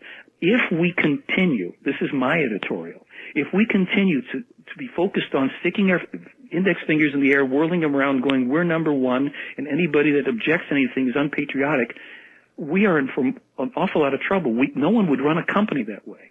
let alone a family, and let alone a country. So let me go on where they're continuing to slam at us. And by the way, they are equal opportunity offenders. They have something bad to say about almost everybody. But I'm more concerned right now with what they're saying here, because this affects potentially you and me. Of course. True. Of course. They are talking here, and it says, and this will point towards the possibility that a third world war could develop from it if human beings as a whole will not finally reflect upon reason and become reasonable and undertake the necessary steps against the insane machinations of their governments and military powers, as well as their secret services, and call a halt to the power of the irresponsible who have forsaken their responsibility in all areas. If this does not happen, many small and great nations will lose their independence and their cultural identity and will be beaten down because the USA will gain predominance over them with evil force and bring them down under her rule. At first, many countries will howl with the wolves of the U.S., partially due to fear of American aggressions and sanctions, as this will be the case with many irresponsible in Switzerland and Germany, but also of other countries. You realize this sounds very anti-American. Yes, it does. As I say, they're equal opportunity defenders, but I'm focusing on this at the risk of people being upset because that's right. I don't want you to. I ain't backing off of it because this is what's in there. No, I don't want you to back off it. Okay. I'm just making note of how it does sound. Absolutely so. And Meier has survived 19 documented assassination attempts. It's not because he's talking to the benevolent Space Brothers. These people have said, we tell things as we see them and as we know them. We are not interested in political speech, in diplomatic speech, and in flowery words because it only delays the truth, and that makes things worse. We're giving you these warnings. You've asked for help from above in all of your unique ways. Here it is. But you have to help yourselves. We will tell you what we see. You can disregard it if you wish. You can work with it. You can change it, but we can't. So they go on to say, in parts, others will join in because they will be forced somehow to do so or will be misled by irresponsible promoters of American propaganda. All right, well, we're already at war with Islamic fundamentalism. Yeah. No question about that. But what you're suggesting there is that it becomes a full-fledged war, essentially, with Islamic countries, with Islam. Well, no, not only. Remember in here they say America is going to beat down many small and great nations will lose their independence and cultural identity. They're actually saying we're going to extend this war. Now, I had this document in my hands when I was in New York like 2 years ago, in 2002, before the U.S. had launched the attack, I think even on Afghanistan, right before the here it was. They're talking about... Well, I don't think any American right now would be shocked at the possibility of a wider war with Islam and some Islamic countries. It's in the offing. Of course, but here's where things are a little... let me read some of this. This is where it takes other flavors. Finally, many Asian, African, and European states will rise up against the American hegemony once they recognize that the USA is only taking advantage of them for purposes of war, conquest, and exploitation. Well, this is not politically correct, is it? No. In this way, many countries will become puppet states of America before reason and realization will emerge in the responsible ones of governments and in many of the population, resulting in a turning away from the USA. However, the Great War will hardly be avoidable because the human beings of Earth will probably not accept the directions towards the better. Therewith, towards true love and freedom and peace, and striving instead only towards wealth and pleasures and riches and for all manner of material values and vices and unrestricted power. Sounds a bit moralistic, but hey, I'm not going to overly comment. This is what they're talking about. Now, they go on here in this segment, and I'll get to where they talk about the World Trade Center and other stuff. But remembering now, this is from 1987. The first version of this was from 1980 or 81. Yes, that is well worth remembering as you listen to this, when the time frame that it came from. An awful lot's happened since. Well, in this same document, as I say, this is many pages long. In this document and in the original version where they didn't talk about the World Trade Center in this part, they mentioned, for instance, they said, in the future, there's a danger of India and Pakistan entering into a nuclear conflict with each other if they're misled into this action. Now, back in the 80s, they didn't even have nuclear weapons. But in October of 2003, we may all remember... Well, right now, though, Michael, the actions that I see that we have taken, I see as still self-defensive. We were attacked. We didn't run over and attack any Islamic country or any training camps. We did hit a few of those in Afghanistan a long time ago. But I mean, more or less, we took no major act of war against the Islamic fundamentalists. They certainly did come after us. So let me address how they have been addressing that, if I may, okay? You Let may. me take a sip of water here because we're doing some industrial strength here. Oh, yeah. Okay. This is how they have expressed, to the best of my ability to express it right now, and again, people can actually read it all for themselves. What they have said is this, and they foretold this before the strike in Afghanistan. They said that to arbitrarily launch attacks that will go into countries and result in the deaths of lots of innocent people, and will ultimately, more than likely, not result in capturing the perpetrators, is terrorism in and of itself. Well, how are we supposed to deal with this? And here's what they said. You, in your world, need what is known as a true global combat-peace force. And that means armed, trained military personnel Who will beat the peace into people. No, I mean, it's. I guess that's a lovely way to put it, isn't it? Yes. You know, you're going to love me or else. You've had it.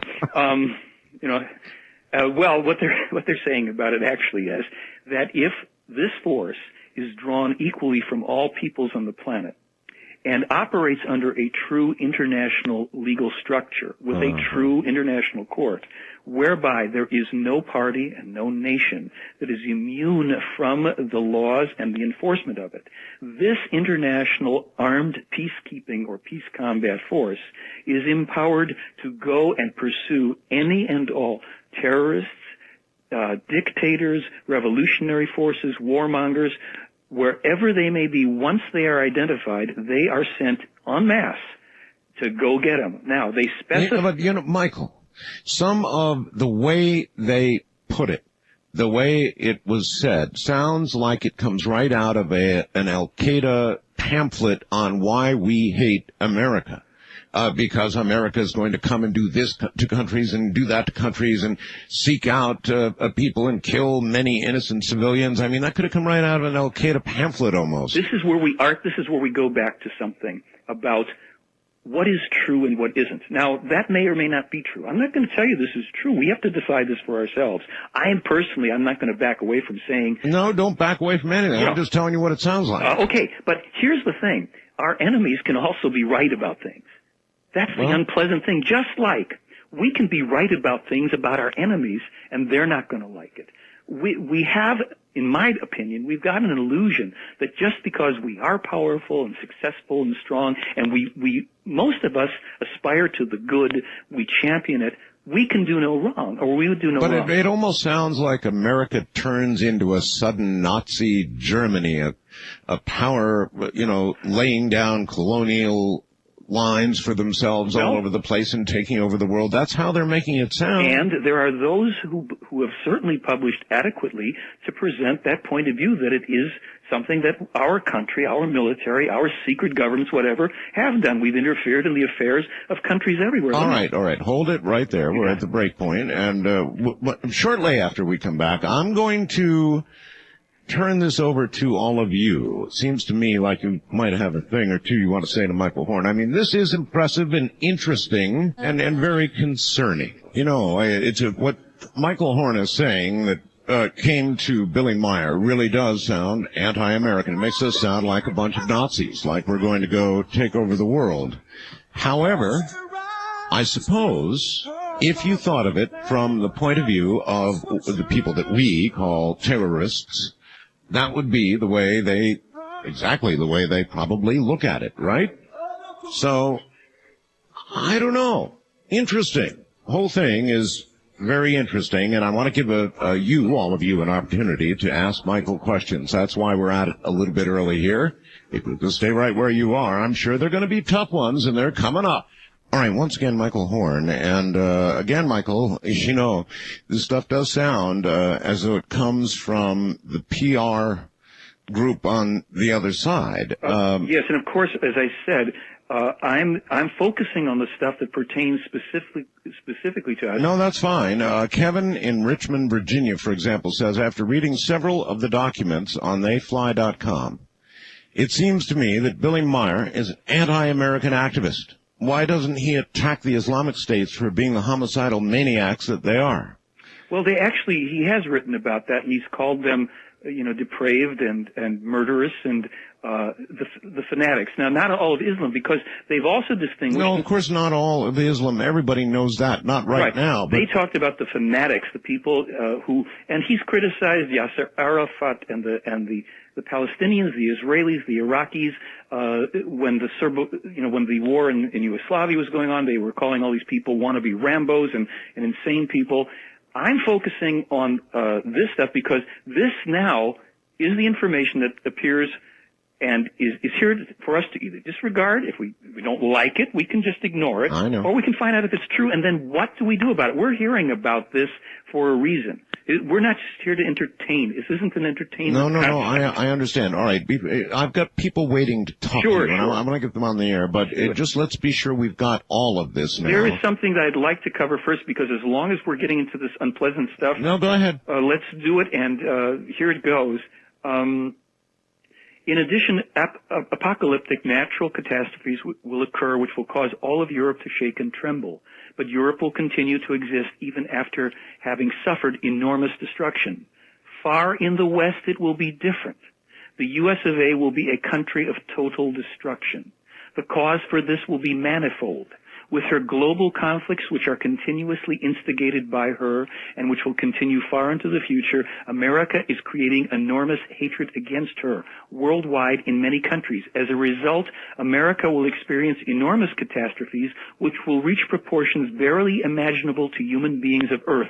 The destruction of the WTC, i.e., the World Trade Center, by terrorists will only be the beginning. 1987, Art and listeners. Okay? Now, it goes on. But you want to come out swinging, come out swinging. This is what they wrote. And what they have basically said is, in the simplest sense, if we want to avoid this befalling us, we pull out of Iraq, and every place where we have troops stationed, we bring them home and we straighten out our own country. We defend ourselves from here if necessary. And, a totally other state of mind for a lot of people who think we are entitled, because we're Americans, to be everywhere with 102 military bases all over the world. Well, we're being told by somebody else who doesn't care a hoot about what we think about it, no, that's going to get your country destroyed, because the rest of the world in time is coming against you. I have a question for you, Michael. Yeah. You say all this with quite a passion. So much passion that a person listening like myself might believe that these are your views as well as the views that you're relating. These are my fears that it's true. Well, are they also your views? I'll tell you what my views are, and they've been for some time. My views are that we have indeed interfered and continue to interfere in the business of other countries. Mm-hmm. I don't have this sense personally. I don't know that this is going to result in this, but to me, on the level of the laws of cause and effect, the pendulum goes out and it comes back.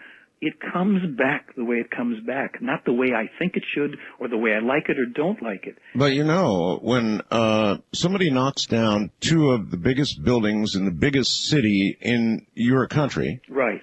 Why you tend to react, and that's what we've done. We've reacted. We've reacted, but what we're being told, and people can argue with it, and I'm sure they do, we have to find out who was responsible. Now, the perpetrators, the original perpetrators, are all dead. Who was behind it? Can you identify those people? What the Plejaren are saying is, yeah, you've got to get these people.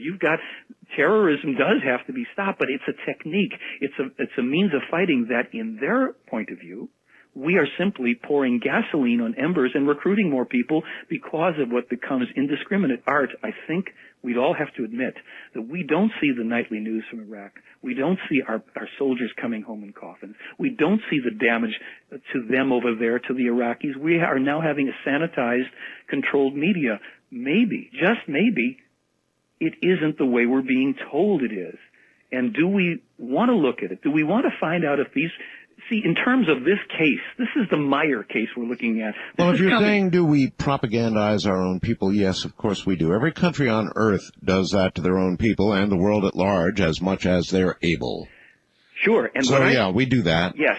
And what these people have said, remember I said there's a counterbalancing body of information. All of this doom and gloom and horror we're talking about here, they are saying there are operating principles for human development. You're not the only humans in this universe. You're not the only ones at this stage. You're not the only ones who've gotten through it or those who didn't get through it and have to start over. But if you do not grasp the right rules of conduct, you will have to start over. You're going to, this is what they've said, if America does not withdraw from Iraq and these other things, and Britain, and they've blasted Blair and all that, they have said we will lose 2/3 of our population on this planet as early as 2006. A third world war would break out from circumstances and events which will take on a life of their own and multiply and carry on, and they've outlined some of them. You know, is this just crazy guy in Switzerland with doom and gloom, and let's just call him an anti-American jerk, and Michael Horn's talking about it with all this passion? I kind of care about not seeing this happen. So I couldn't be wrong by, quote-unquote, believing that this could be true and by bringing it to people. But that's why I'm saying, will you people just do your own homework on this? If the case is legitimate, does it not at least bear examination and have the media and the government and the politicians look at something that's been going on for 62 straight years? A man has dodged bullets and knives for 19 of those years because someone wants to put him out of their misery. I'm sure. That's a lot of trouble to go to for a hoaxer. How does a man raise a family with 3 people, a 30-year marriage which crumbles while he's planting his crops and all the rest of it, taking 1,200 clear daytime photographs, 8 films. He's got a video, sound recordings, and metal samples. He publishes prophetically accurate information. He must be a genius, a mad genius of a stellar level with astounding abilities, or he's a real contactee. Well, that's why you're on the air, Michael, because this is all very interesting, disturbing, disturbing as hell. Yeah, it really is. Sure it is. For a lot of people, it's extremely And that's disturbing. what I'm saying. Please, folks, there are other specific little chunked down personal things that each of us can do to actually turn this. We can turn it just by sheer numbers. You know that when somebody writes a letter, for instance, or calls a radio or TV station or a newspaper, whatever, just like when you do that with a political person, that registers in the media as representing a larger number than that individual thing. Imagine if the people tonight that are listening, they don't even have to believe this damn thing, but they want to demand that they find out, look, this thing's going on, let's find out. Could this be at all true? All right, I want to take some calls. Please. Field some questions. Let's do it. First-time caller line, you're on the air with Michael Horn. Hello. Hello? Hello. Yeah, okay. You're going to have to yell at us a little bit so you're not too loud. Okay. Michael, this is Vaughn speaking. How are you?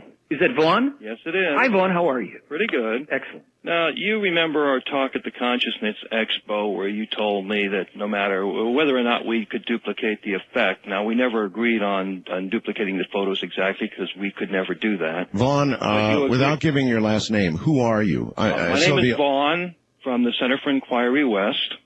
You're a skeptic group? Yes, I am. Okay. That you could duplicate the effect, you're saying. Is that right, Vaughn? The effect is what we discussed. But at that expo, you told me, well, it wouldn't make any difference whether or not we duplicate it or not because you're still going to believe that Meier actually had these experiences. No, this that's is a year ago. That's not what I said. I said you've had 3 years, Vaughn, to duplicate one of these photos and the film segment that you said was hoaxed, sir, and I said, go ahead and do it. You told me your photo lab was not set up yet, and I told you that Mr. Meier didn't have the luxury of a photo lab, and in the 3 years period of time in which you had not produced one photo or one film segment, in that same period of time in the mid-'70s, Meier had produced 1,200 with multiple UFOs, and that these things had been examined by experts. Okay. And go ahead, I don't want to take your time. No, I just wanted to point out that we did talk at the Consciousness Expo, and you made it clear that whether we duplicated it even exactly wouldn't have made any difference to you. No. And, of course, that was good reason not to really pursue Well, this. Vaughn, no, it's not a good reason, Vaughn. If you could reproduce those, then why didn't you? Well, here's another issue. Well, actually, we have some up on our website right now that were done with a $3 throwaway camera and some paper plates, and there's no way you can really distinguish unless somebody told you that those were actually paper plates. No, the way you distinguish, Vaughn, is to subject them to the same critical photo examination that Myers... Absolutely. Okay, Absolutely. Let me make something clear about a photograph. Photographs are essentially a work of fiction. In order to prove what's in a photograph, you have to be able to have the item at hand. You know, when forensics... you have your item at hand. The fiction here is that you will not subject those photos to microdensitometer or laser examination. What's the densitometer going to prove? Nothing. I see. You're a photographic expert. Well, wait a minute now. Jeez. Vaughn, hold on. Isn't it fair, Vaughn, to allow your photographs to be subjected to the same scrutiny that the Meier photographs were? Well, that's fine. And why not? Right. I have no problem with that. The problem is that doesn't prove that the object in the photo is actually a UFO from another planet. Well, I don't know that we prove anything at the end of the day, but to allow the same kind of examination would seem fair. And okay, well, we have asked him to submit the Myers original negatives also to us, so we can look at them, and I think that's fair, too. I think it's fair. So do I. It'd be great if I had them, but I've got something better, and I've repeatedly offered it to you. The sound recordings are physical evidence, and you can download them, Vaughn, and go outside with a cassette machine and get 15 people around and record those sounds from a rotating device and have them put them through the same analysis that Myers were and give us the same results. Well, you're going to give me more excuses, which you have for 3 years. I'm not giving you excuses. I'm just telling you that doesn't count. We need him to submit the material. No, you don't need it, sir. It was examined by experts whose credentials exceed yours by light years. Well, and why you not? have claimed that this man is a fraud. You have defamed him along with all these other second-rate pseudoscientists, and you don't prove it. Would you please? You have yet to provide the metal to us that you've claimed that's available. Marcel Vogel held 32 patents at IBM. His video analysis is available. Buy my DVD and see it. And if you think Marcel Vogel was hoaxing, if you think Michael Mallon was hoaxing, and Wally Gentleman and Steve Ambrose and all the rest of these people, where's your credibility? You need to understand that all those tests do not prove. All they're going to do is say, well, okay, the densitometer is going to tell you how much light actually went through the film, how dense the media is on the film. No, you'll get edge enhancement. You'll be able to find out. Edge enhancement we can do with Photoshop, and that's been done before. But it still does not prove that item in the photo is what it's claimed to be, because hoaxes of photos have been going on since the mid-18th century. This is the hubcap argument over and over. And if you will remember, what I also said to you, Vaughn, at the UFO conference was, listen, you go ahead and play with your photographs, but why don't you give me the prophetically accurate scientific information for 10 years hence? Look, you guys have come up with nothing. The film that you said was easy to hoax, he simply scratched the negative with a pen. Well, we duplicated the effect. Of the film? That's what we agreed to do. No. You've claimed that you were entitled to win $1 million because we couldn't prove that Billy Meier's photos were a hoax. You people have claimed that he's a defamer and you've defamed him as a hoaxer, as a fraud. Well, I've never called him a hoaxer. Oh, I see. Now you haven't called him a hoaxer. I've got it from your people on your IIG department there. Look, so we don't bore everybody that wants to ask the questions. Let them go to the website, and they will notice that your little UFO paper plate model is next to no trees or objects of known size as Myers are. Yeah, why not? They're going to come out. Hold it. Let's let everybody go to the website. Where's the website, Vaughn? It's IIG West. Well, actually, you can link to it from our cfiwest.org. Well, just one at a time. Yes. IIG West? IIGwest.org. IIGwest.org. So everybody can take a look at the photographs. Vaughn, I do think it's a good idea for you to allow those photographs, however and whatever they are, to be examined in the same way the Meier photographs were. Okay, that works two ways, and I agree with you. We don't have a problem with that. Vaughn, do you believe him to provide those negatives to us too? Vaughn, did the bomb go off at Hiroshima even though you weren't there to verify it? You know, you don't have credentials that come anywhere near all of the experts who've done this. But if you want to focus on the physical evidence, step up to the plate, have the report that matches the kind of examination, duplicate the sounds, and produce the film with the two Well, you keep lights changing going. the goalposts. Now, at first it was It's just not photos. changing then it of was having goalposts. them You guys changed the goalposts. Hold on. Listen, I'm going to terminate this I'm sorry. now. Vaughn, thank you. People can go to your website. I will too, iigwest.org. All right? Okay. All right, Vaughn, thank you, and take care.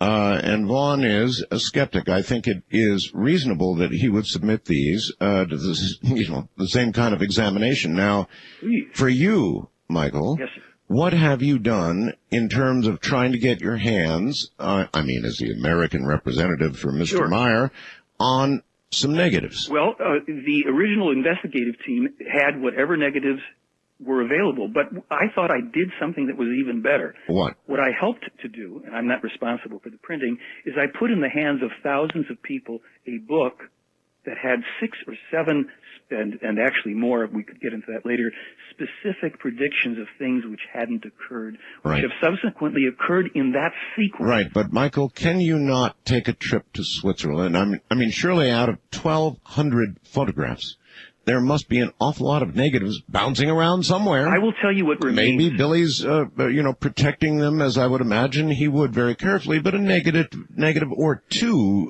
wouldn't be too much to ask. Art, I'll tell you the problem with it in my estimation. Please do. I think that when someone's going to say, well, this isn't good enough, and that the folks at the Skeptics organization are the ones who've raised the bar every time. Oh, they'll never be happy. They'll never be happy. But it doesn't matter. Why not go after some negatives anyway? Because here's the real kicker. There still are metal samples available. No. Michael, This is the better stuff. Michael, I don't care whether it's better or not. As the American spokesperson, official, you should be able to go to Switzerland and say, Billy, part with a couple of negatives. I can ask if they have them. It's like... Well, I'm sure you have. If you haven't, I wonder about you. I'll tell you, the truth, in my perspective, Yes. the photographic evidence, the films and all that stuff, even though it's still irreproducible, it's not where I put the emphasis. Nevertheless, Michael. We'll get a negative and someone's going to... Look, the best I can say is that the better people than I saw them, and they examined them. It's 30 years later. Does Meier still have them? I don't know. Because I simply don't. That's not my area of expertise, finding their negatives. Well, if people you're want involved to in a dismiss big controversy with our friend there. Yeah, you might as well go ahead and try to get some negatives. They must exist. I'll ask. I'm going to be there in May. I'll see if they have it. And I would say to you, look, if anybody thinks that makes the case true or not true for them, that's fine. Well, I'm not here to prove it. Well, wait a minute now, Michael. It does make the case true or not true. If you got negatives and it turned out they were hoaxed, then you might as well take that whole story and just toss it out the window. Well, here's something I think we could even look at just for a moment as an interim step before I go to Switzerland and try and get negatives. There is a video that Meier took in 1981. It is taken on a bright sunny day outside where he is approximately 300 feet from a tree on a hill with a 14-foot bizarre-looking metallic UFO hovering in front of it. All right. Now, hold that thought. We're at the top of the hour. We'll come back to the evidence, the negatives, and the quest for the negatives, which would perhaps be the Holy Grail, or maybe not. Maybe, as he says, it wouldn't matter. They'd get the negatives, and they'd rip those apart, too. I call them pixel people. Well, either we killed another website or iigwest.org doesn't exist. Maybe we've got it wrong. We'll ask Michael about that in a bit. I had quite a few fast blasts saying, doesn't happen. It doesn't exist. And I just got a return of alert, could not be found. So is there even such a website?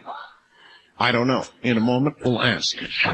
I understand to some degree how the rest of the world could view us, as in the U.S., as kind of colonial power, of the colonial power and an interfering type power. And as you know, I had a lot of questions about the Iraq War and the advisability of it before we ever did it. Back during the days when we actually were debating it, I had many questions. I still have many questions, and I do understand how some of the rest of the world could look at us. Nevertheless, as read by Michael, the message would appear to have come, I think I said, from an Al-Qaeda type pamphlet about the United States. It's just the way it reads. I do, however, understand the impression that some of the rest of the world may have about America. Michael, I understand that. Absolutely. All right. I'm trying to find. I had an email with their entire unedited correspondence.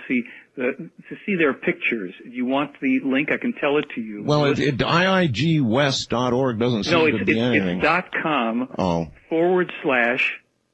and this is one word, UFO Pics, P-I-X. Hold on here. Okay. It's .com. Yeah. He didn't tell us that. / UFO Pics. P-I-X .html. And then you can look at their photos right there. Okay. Well, he didn't have it right, did he?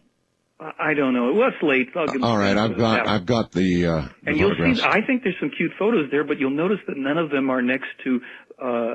Well, look. Let people decide for themselves about photos. But I wanted to get back to it because I know it sounds like I'm fudging something. I don't have access to negatives. Let me just posit something for a moment. If I came to you and I said, "Hey, Art, or someone I know has been out in the field and they're underneath a UFO and they're hearing these sounds and they're really fantastic," and you said to me, "Well, can you prove that? Can he prove it?" And I said, "Well, the funny thing is he recorded the sounds." And he said, "Well, let's get those sounds tested." And I said, "We've got those sounds. We can test them."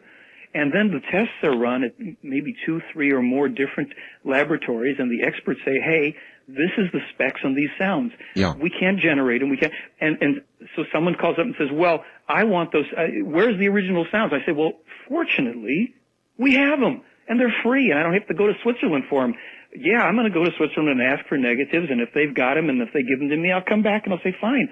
Who's going to test them?" And we'll give them, you go round 2 on it. But let's not dismiss the idea that genuine physical evidence exists right now. And not only that, all of you folks out there with synthesizers and musicians and sound engineers, go ahead yourselves and try to duplicate that. All right. Well, there's a challenge. What have they said regarding a deep impact by some kind of comet or asteroid? Is that the September date we were talking about? They did not give the date on it. They did give a location, as I recall, between the Black Sea and the North Sea. And what they said was that this is a prediction. We're going to get it at some point. And the problem, remember when we talked about the petroleum being extracted from the Earth? Yes. And they said the other problem you have with that is this. The petroleum is produced by the planet as a kind of buffer, a synovial fluid, a cushion for the plates of the Earth. When you recklessly and heedlessly extract it and the natural gas and you create these caverns, you create a plate fragility, so that when an object comes in from space and hits, instead of the planet absorbing the blow, I've got you. You have fractures, you've got magma coming up, you've got seawater. So they're saying, again, folks, you haven't paid attention. You've got to get off of that petroleum thing, but you've gone pretty far. You've set yourself up for in a very vulnerable position. All right. Yep. Back to the phones. First time caller line, you're on the air with Michael Horn. Hello. Oh, I'm sorry, I didn't hit the button hard enough. Now you're on the air. Hi. Yes, sir. I'm not saying I believe or disbelieve any of it. I've been listening to it since the show started. One thing, or a couple of things I'd like to comment on. First of all, I think you're 100% correct in the rest of the world does see the United States as, I believe, anyway, if everything I hear from the news, that we're better than everybody else, and I can see how they would think that. But on a couple of notes, one thing I heard him talking about earlier is these one set of photographs that were taken. He would go off into the woods or whatever and bring back these negatives right to these people who were waiting for it to do the test on it. Yes. Why didn't these people go with him in the woods to see it, along with these other 100 people saw it? That's all right. Good point. It's a good question. Thank you. Why not? Why not have group sightings? Well, there were. You have to understand that by the time the investigative team was over there. But I mean, why let him wander off by himself? Well, part of it was the protocols that they set up. They said, sure, there are going to be other people that you can photograph the ships. As I say, there's 100 witnesses to the ships, but they said, look, our meetings are strictly going to be with you and with you alone for, too many cooks spoil the broth. But, for instance, Guido Moosbrugger, who's the author of that book, the new edition, And Still They Fly, he took photos of their ships. Freddie, this guy who's a cook over there in Switzerland that I said was outside, he and 15 other people were sitting around snapping photos. Again, the UFO part of it has become for the Europeans old news. It's not old news to us because we're still trying to prove it, and this is part of the plan, the controversy around it. And look, if you think I'm in a funny position, Billy Meier, for all these years, people, even when they have this stuff showing up in these incredible photos, oh, it's a hoax, you're a faker, where they're shooting at him. The guy's had a life of misery because of this. So look, if Meier turns out to be a true prophet, if this stuff is true, and I think anybody that studies it is going to be able to validate it for themselves, you've got a clear message here. Being a prophet is not a high, on anybody's list of gigs. It's never been a good thing to be. Never. But, at best, Billy Meier is a messenger, not a prophet. Call it what you like, it's fine. He's not a prophet. These are not insights, according to your story. Yeah, the ones okay, now, let's delineate between what came from the Plejarens and what... Well, let me focus it this way, and let me just jump back to one thing the guy said, and then I'll answer. There is a document that Meier wrote, and there's a few conversations between him and the ETs where they said, people said this is coming off as anti-American and harsh, and they said, well, clarify that we don't mean the American people, we mean their government. We don't withdraw from that. Their policies. Oh, fine, okay. Everybody makes that disclaimer. That's fine. Oh, they did, yeah. But let's. I still want to delineate here. Okay. The prophecies, the predictions, pardon me, in the book, And Yet They Fly, which will also be in And Still They Fly, that related to the attack on Iraq, the Islamic fundamentalists, the near accident nuclear power plant, that was all written by Meier. There is something called Contact 251, and there is more of that in the book that many of you already have, and the new edition's coming out, but you already have it. There's stuff in there about Mars and what we're going to find there, the DNA experiments, the human and pig DNA experiments. When Meier wrote that, those hadn't happened yet. What supposedly has given Meier the power to prophesize then, with regard to what he has said by himself? Is this a power imparted by the... No. I will try to tell it as cleanly as I can, and I'll put it this way. Remember, we went back to the reincarnation thing, and they said that they can track spirit forms. What is said in the material, just as, boldface, as far as they're concerned, it's their truth. Meier's spirit is a very, very old and tested and tried spirit. They knew that he had done this before and had the capacity in this life to be tutored again. He would learn how to do it again. But it would be his own innate abilities that he had earned as a spirit form, not as Billy Meier, but whoever he was before, that kind of stuff, that he was the guy that would be able to do it again. And it's, as you say, it's always been a thankless job, and there have been people throughout history in different cultures that have been messengers or prophets or heralds, whatever you want to call them. All right. Wildcard line, you're on the air with Michael Horn. Hello. Hello? Yes, sir. Oh, hi, Art. How's it going? It's going okay, sir. It felt like there was a couple of moments in the show everybody should have sat back and taken a Xanax. Wow, a lot of energy here tonight. Well, energy is our middle name. What's up? You got a question? Yes, Art. Okay, now, Billy is a contactee with this Type 2 civilization out in the Pleiades, correct? Is it a Type 2? Is that fair, Michael? What does that mean? I'm sorry, I'm ignorant. Well, that's sort of it's something that... fully humans. Well, Type 1 is supposed to be you're able to utilize the energy of the entire Earth's atmosphere from the sunlight striking it over a course of 1 year. Type 2 is that you're capable of utilizing all the energy out of the sun over the course of 1 year. This is a little, pardon me, but it's a small definition. These are people... It's a Michio-Kaku-ism about the advance of civilization. They're beyond this. They're beyond that. All right, caller, finish it off. Finish it off then. So he's saying yes. The answer is yes. Okay, now what I want to know is, if they have all this great technical and scientific and medical abilities, why didn't they just try to like regrow Billy's arm? Yeah, they actually offered him a prosthesis that utilized their kind of android technology, and he said, well, no, this is an illogical thing to do, because should I suddenly have an arm back that functions so well, not only would people be wondering how this happened and where, but they would engender jealousy and more resentment, and it would be an inequality, and I'd be treated as a special person, and it would only create more grief for me than not having the arm. And that's what he told them, and they said, well, you're very logical. That's good enough for us. That is probably what would occur. Yeah, actually. There's no doubt. I mean, here's a special guy that goes around and he says he's in spaceships, and now his arm is back. I mean, then you've got a cult of, he must be, the second coming or gosh knows what, and then you're back off into that whole drama again. East of the Rockies, you're on the air with Michael Horn.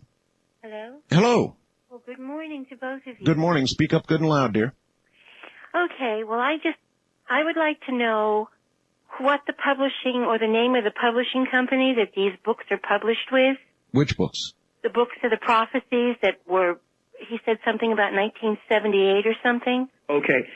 All of that's, Wendell Stevens published the books through a company that I believe was called Genesis 3, with the Roman numeral 3. Do they still exist? Genesis 3, as in, the biblical Genesis term. She's asking if she can still get the book. You have to go onto eBay or any Amazon.com or whatever. Some are still being sold. I own 2 of the 4 volumes. Many people have them. We have scanned into the DVD the pages on these things so that as close as many people will get to them. But they're owned by many people, and some of them, yes, you can go in. If you look for Message from the Pleiades, and you do a search on it, on Amazon or eBay or whatever, it will come up. All right. There you are. No, but because people can publish, I can publish my own book, and I can put whatever copyright dates in there that I wish. That's right. Let me shorten that up and say this, my dear friend.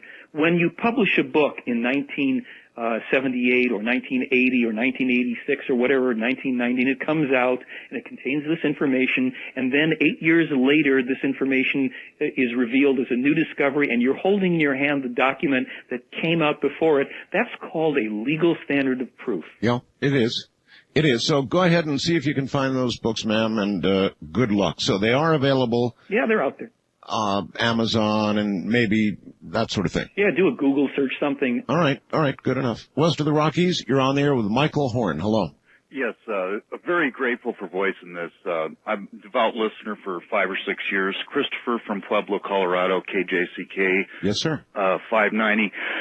I want to thank you very much, Mr. Horn and Mr. Bell. As always, this is you're one of the few that's bringing out some real information here. I don't think the point is whether the pictures are even valid or not. I'd rather get back to the real issue, which is the United States' stance in the rest of the world. I mean, the real issue is our reflection of the rest of the how the rest of the world sees us. Yes, but for the purpose of this program, sir, the issue really is Billy Meier the real thing? Sure, and Art, you have to take all of the evidence into consideration, the preponderance. If this is presented to a jury, here's the preponderance of evidence. What are you going to do with it? I mean, the hard evidence is the higher standard of proof. It's the prophetically accurate stuff published before it happened. Well, from what I've heard, I'm convinced that it's legitimate. The prophecy, I mean, the parts that, he had already, said these things that have come about. I mean, we should take into account what he's saying is coming. We don't even need a prophet to see what's coming. These things are pretty obvious to see anyhow. It's true. I mean, we're heading downward, and we have to turn around here. We're just being told, for what it's worth, by some other folks that it's going to be worse than we can imagine if we don't make the course correction. I agree, and it's a grassroots movement. It's something we have to do on an individual basis. Absolutely. That's what I'm trying to do. I've been trying to start a grassroots organization here called the Masterpiece Project for years, and I can't even get it off the ground. All right, well, if there's enough support for any organization or anything you're trying to do, it will grow. But again, the purpose of the examination of this program is not to put the United States on trial or anything else. It's just to present the information and try and decide if the whole Meier story has substance to it, and it does seem like it does. I understand that what you said about the U.S. is going to put a lot of people off, but I'm not here to judge. First-time caller line, you're on the air with Michael Horn. Hello? Yeah, hi. Hi. I had a question for your guest about he was talking about the Palestinian conflict there. I was wondering what was the outcome prediction on that? Okay, it's you asked it, so I'm going to give it to you the way I've read it. Yeah, go ahead. Unless the Israelis and the Palestinians find a way to make a true peace, and they've been critical of both. They've been very critical of Israel. They have said that the state of Israel will, in the near future, cease to exist. Period. And they look. Do you think they reference what we know biblically as Armageddon? Well, they don't use those terms, but what, and this is my editorial on it, when, you have to understand, I'm neither a religious nor a political person. It's very late in my life that I even started to look into these things. And what I did is I picked up, and this is going to offend all my brethren who, let's say, are of the background that my family is Jewish. I got into the first 5 books of the Old Testament. I read, parts of Samuel and Numbers and what the heck, Joshua and all this, and I saw something there that disturbed me enormously. I saw the presumed God of that book commanding infanticide and genocide on a huge, huge scale. When I sat down and actually culled and did the math, there were 10 million people at minimum who were commanded to be slain, most of whom were innocent non-combatants, and this is not necessarily a program right now on biblical stuff.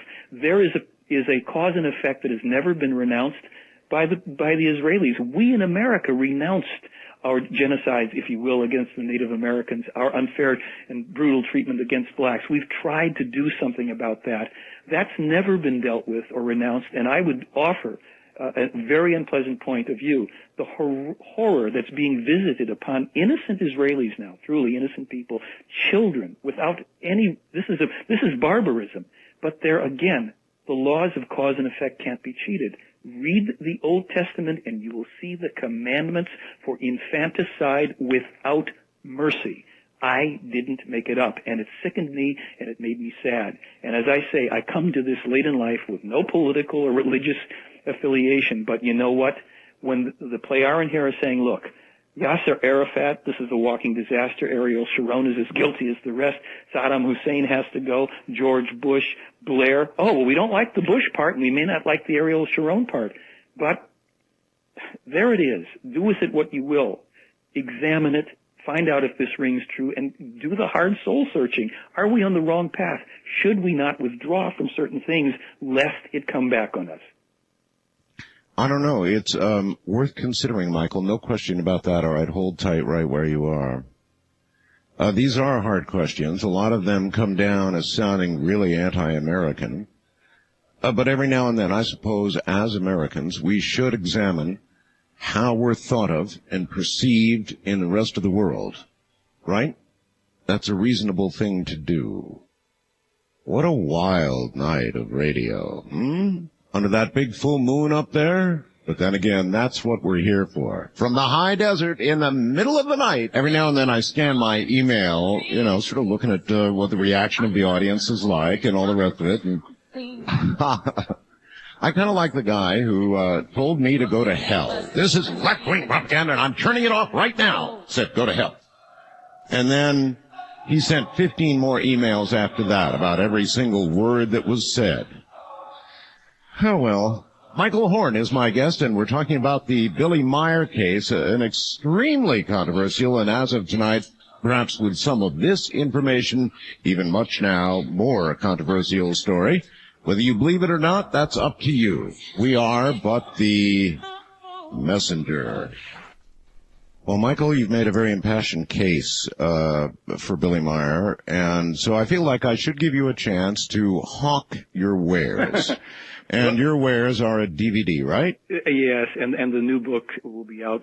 Yeah, this is what I wanted to say to your listeners about that. There's 2 books coming out. One is a soft cover copy, and one is the hardcover on And Still They Fly. It will. All right, you're going to have to speak up. All of a sudden, you got weak. Oh, okay. What are you doing? Oops, there we go. Can you hear me now? Yes, much better. I don't know what you're doing, but... Okay, I think I fixed something. Good. There is my DVD is there on the website, and the two editions of the book, a soft cover and a hard cover, and Still They Fly, is scheduled to be released on March 12th, in a little less than a week. But I want to tell any and everybody who's going to order the book, please be patient with printers. Things are always late, so we'll ship everything. If you want to buy the stuff, we'll ship it as soon as it comes in. Just know that up front. I wanted to say one thing before that, if I may. You may. This is a little hard for me in a way because, as I mentioned to you, I've never been a particularly political or religious person. My father's family escaped the Nazis from Austria and came to America. My mother, as an orphan at 10 years of age, escaped the communists, went into Europe, and then had to flee a few years later from the Nazis. So they came here, they made a family here, and we're enormously grateful for coming here. And as a first-generation American, I'm enormously grateful for waking up as a human being in this country. It doesn't mean that everything that the country does or that's done in the country's name is good, and good people can disagree, and we do. I am presenting information that I feel, in that sense, it's awkward because I am a vocal spokesperson for this case. You are. And because I have spent 25 years studying and examining and trying to see where the loopholes are and truly not finding them. Oh, sure, there's controversy, but it's just the accuracy of the information to this point has been so painfully and impeccably accurate that I feel I owe it to myself, my family, and to anybody here at the risk of being, I think there's this guy J. Joe here thinks I'm an anti-American. Maybe he's the one that's writing you. I'm not. I'm anti-death and destruction for us. And if we find that something is wrong, we must examine, and if it's wrong, we have to change it. There are ways to do that, and at the very end of the show, if I may give a plug for that, I will, but I want to thank anybody who wants to go. You send me an email, you can yell at me, whatever you want. If you want the DVD or the books, they're at my theyfly.com website that Art is kind enough to link to. So, look at this stuff for yourself. This is a 4-hour introductory course to it, and for many people, it's the first they've heard of it because you've had the courage to put it on. And if anybody's interested, they can find out for themselves. Is this just a big bag of nonsense and the biggest, most impenetrable hoax? That's fair enough. If you're intrigued enough to want to know more, then that's the way. There it is. All right. International line, you're on the air with Michael Horn. Hello. Hello, Art. Hi. This is David from Toronto, Mr. Cropper in the SNet room. My question for you guest is, if Billy encountered the aliens and was on the ship, why are there no pictures of the aliens or the interior of the UFO? And there is. I'll listen on the air. Thanks. All right. Okay. To the best of I have seen one photo that is allegedly of the inside of a craft. I wouldn't put my money on it because it isn't clear enough for me to know that that's for sure. Well, why aren't there more? Well, what happened and what was told in there, and when you read the conversations, it goes down conversationally, Meier had problems inside the ship because of some kind of fields that were fogging his film. He did take pictures, and they are on the website, some of them, from one of the ships successfully of 2 other discs above Switzerland where he's in the air at about 30,000 feet or whatever it is, 10,000 feet, I don't know. And there's 2 other craft outside the window of the ship. He has pictures taken in space. But again, some of these, there's pictures where I can say, okay. Well, he could be inside the craft taking a picture of other craft hovering nearby. How come he couldn't photograph inside? Yes. The way they did it is they put the camera, from, if I'm recalling this correctly, up to a screen that was showing the outside, and he got some clear shots. There may be in Billy's possession some photos of the interiors that he hasn't released. Maybe there are. You're about to go see Billy, right? I'm going to ask him.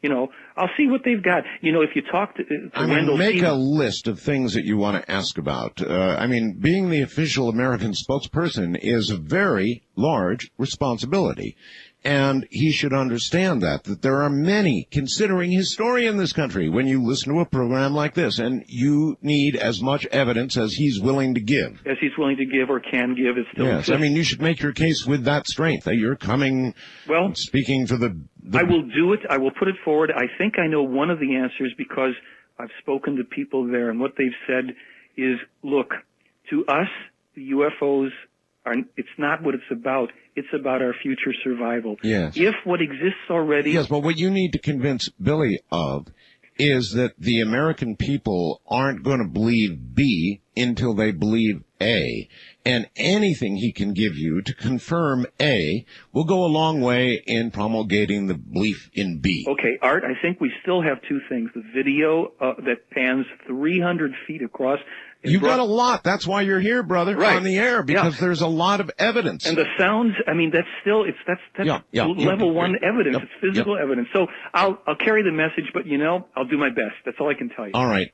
First time caller line, you're on the air with Michael Horn. Hi. Hello. Hello. Hello, Mr. Horn? Yes, ma'am. I'd like to ask you a question about the code, but before I do that, can I ask you about, in the volume 1 of the Contact from the Pleiades, all the pictures, there's something written here: a single second in the timeless amounts to many million years in normal space, and it's signed by Ptah, a Pleiadian cosmonaut. Right. And is that the same Ptah of the Egyptian days? No. That's been, of course, something many people have asked. And in the material, he alludes to something. He says that there was a distant connection of some form, but it's just the name that he uses, or perhaps it's his given name. But that's the best I can tell you on that. Are there any pictures of him and Semnyasi? No, the pictures that Billy has, there are some photos that will be also again in the new book. Mm-hmm. They're cut off on the face. It is of one of the ETs when they loaned him a handheld laser beam weapon, and she is in a gold metallic suit with a silver bracelet connection to it. Now, when I just spoke to Wendell Stevens in Laughlin, who is the primary lead investigator in the case, and we talked about the photos, because Meier was told to cut the faces away. They don't want people, focusing on these, and starting to worship ETs. They said, okay, you can leave in the arm and the side and the suit. Well, Wendell went over there because Meier had been loaned on 2 occasions, in 1976 and 77, a handheld laser weapon, ostensibly. There's photos of him with it. And he put holes in a couple of trees with it. Well, when they went to investigate, they figured if this guy's a hoaxer, what he's probably done is taken a welding torch or a drill or something, and will be able to detect it. They found that around the holes there was a little bit of char, but the holes were bored clean through and were smooth as glass. They had been penetrated instantaneously at an enormously high temperature. But beyond that, somebody had the brilliant idea, since one of these trees faced into a forest, they took a string and used it like a plumb line through the hole, and they dragged the string in a straight line through, and they found that every twig and branch that was in that straight line was singed as well by this beam. And they just said, this would be an impossibility for somebody to have hoaxed this. Can I ask you a question about the code now? I'm sorry. Go ahead. No, go ahead. Well, I have his 33-page booklet, Life in the Spiritual and Physical by Billy Meier. Yes. And he mentions interwoven into all of Billy's German text is a code. The code elicits impulses from the spiritual realm, the Akashic records, which then touch the reader and begin to become active from within. This process is subconscious. Yes. Further down, it mentions about the English language, the foreign languages. For these reasons, each translation of Billy's text into a foreign language will have the original German text attached. Right. But does that still work in English? No, what they've said, and again, now, let me just put this for everybody that's listening under the term, this is speculative, let's not, I'm not saying it's so. All right, what good. they've said is this: the German language is in some ways related to the ancient Lyrian language of the distant forefathers of the Plejarens, our distant forefathers. The German language is constructed in such a way as it can convey these impulses when read, even if you don't understand the language. When you read it or pronounce it, you will. There's a connection to what's called the Akashic record surrounding the planet that has a subconscious effect and actually helps with our spiritual development. Take that for what it's worth if you want to look into it. Sounds almost like you're talking about the Bible code. Yeah, except that Meier this stuff was published decades before. Yeah, except same concept, right? In a sense, yeah. For all intents and purposes, where we're at right now. Mm-hmm. Wildcard line, you're on there with Michael Horn. Hi. Hi. Hello. My name is Junia. I'm calling from Tulsa. I listen on 1170 KFAQ. Yes, ma'am. And I think this is one of the most important programs you've ever had. Well, I appreciate that. Thank you. And, it's a good one. I had a question about, has Mr. Meier written several books? He's written just to clarify, the books that are available on the website were written by a man who has known Meier for 25 years, came to investigate it a bit as skeptic, an Austrian principal and school teacher. Meier himself has written many numbers of books, most of which remain in German language. However, some have been translated into English. Some are in the process of being translated. So many of the conversations are being also, again, translated into English so people can read them in the approved forms.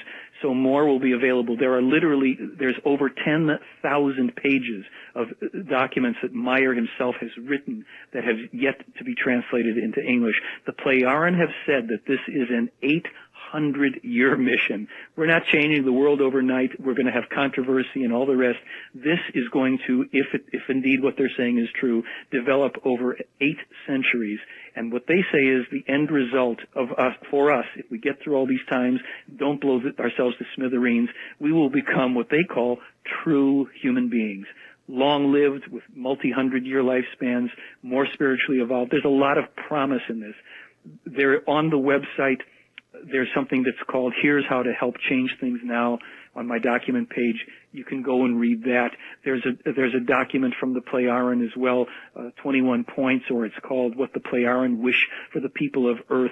We have all this other positive stuff here. Just asking people to look at it. So don't view this as doom and gloom, but sometimes what the Plejaren has said is this: you have to wake people up with harsh and true language.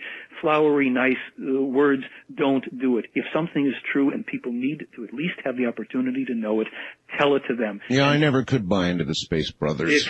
It's a bunch of bunk. Yeah. There's no ascension coming, folks, where there's no ascended masters. I mean, if you get into the Meier material and look at this, it's going to upset your belief systems every which way. All right, ma'am, thank you. Okay. Right, take care. East of the Rockies, you're on the air with Michael Horn. Yes. You're going to have to yell at us. You're not too loud. Can you hear me now? That's better. All right. My name is Colin of Kansas City. KCMO 710 is how I'm connected. Michael, what I want to know is at what point is the point of no return? What are the course of events that have to take place? That's a very good question. Yes, it is. Hi to Mike Murphy over there, too. What I've been able to gather is they have said the U.S. has to reverse it has to pull out of Iraq and cease to inflict on other countries. That's number one. If he was searching for a time frame. Where would they are saying that if we don't change it now, and they've said if you return Bush to office and you don't pull out of Iraq by 2006, the probability of a third world war that takes 2/3 of humanity out, makes the northern hemisphere uninhabitable for decades, if not centuries. That's what you get if you don't change it. You may not like it. Call the guy un-American. Call me un-American. Anything else. That's what they're saying. There's even a peace meditation that they say there are 3.2 billion people, extraterrestrial humans, that do it on our behalf with several thousand people around the globe. You can check into it. The peace symbol itself that we use is an inverted symbol as far as they're concerned. Out of curiosity, I wonder if the Pleiadians would rather have had Saddam Hussein remain in office. No, here's the thing, as I understand it. Let me finish the thought on the peace symbol and the peace meditation. We need to invert the peace symbol so it doesn't have the militant sword-like energy, but is more like a tree, an opening thing. We have that on the website. You can look at that. But regarding Saddam Hussein, he was one of the people that was pointed out that had to be removed, that had to be taken from power. What they've said is there is a right way and a wrong way to do it. And we might love the fact that we took him out of power, but they told Meier a year ago what is coming for America and Britain is increased attacks and very vicious attacks on the forces that will be seen as occupied. They told him this before it started, and they said the greater likelihood is that there will be a Shiite dictatorship will come into Iraq because you have done this in the wrong way and for the wrong reasons, and they are also... I mean, look, there's plenty of harsh stuff here.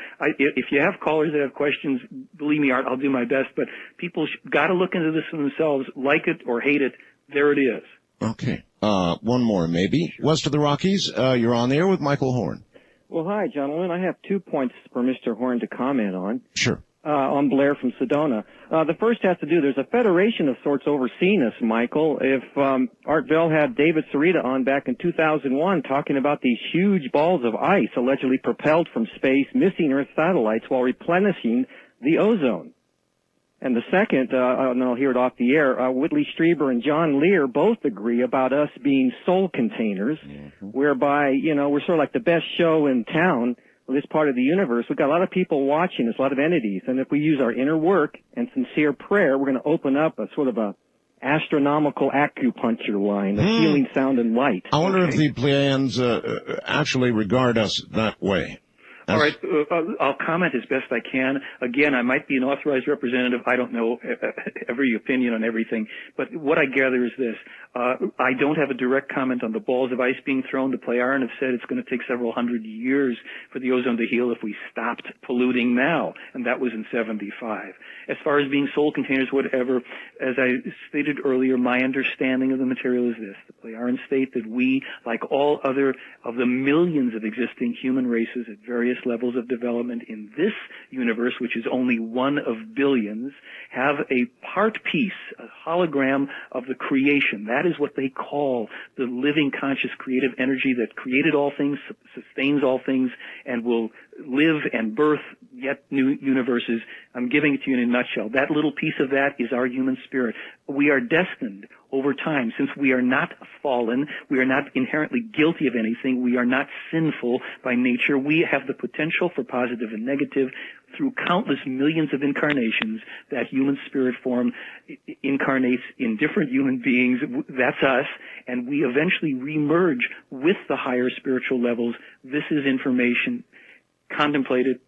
Refute it. Think about it. All right, Michael, we're at the end of the program. Listen, I want to thank you for being here. You're very, very, very passionate. You've been a very good guest. You really stirred it up good, buddy. Now, I hope I haven't been too hard on you. But fantastic claims sometimes do require fantastic evidence. Yeah, and fantastic interview, and you certainly have provided that. So I want to thank you for being here. No doubt we will do it again. There is so much material to cover, so much to do. Thank you, Michael. It's my pleasure. Thank you. If we can ever answer questions for people. Good night. And it's been a great weekend, folks. Absolutely been a great weekend.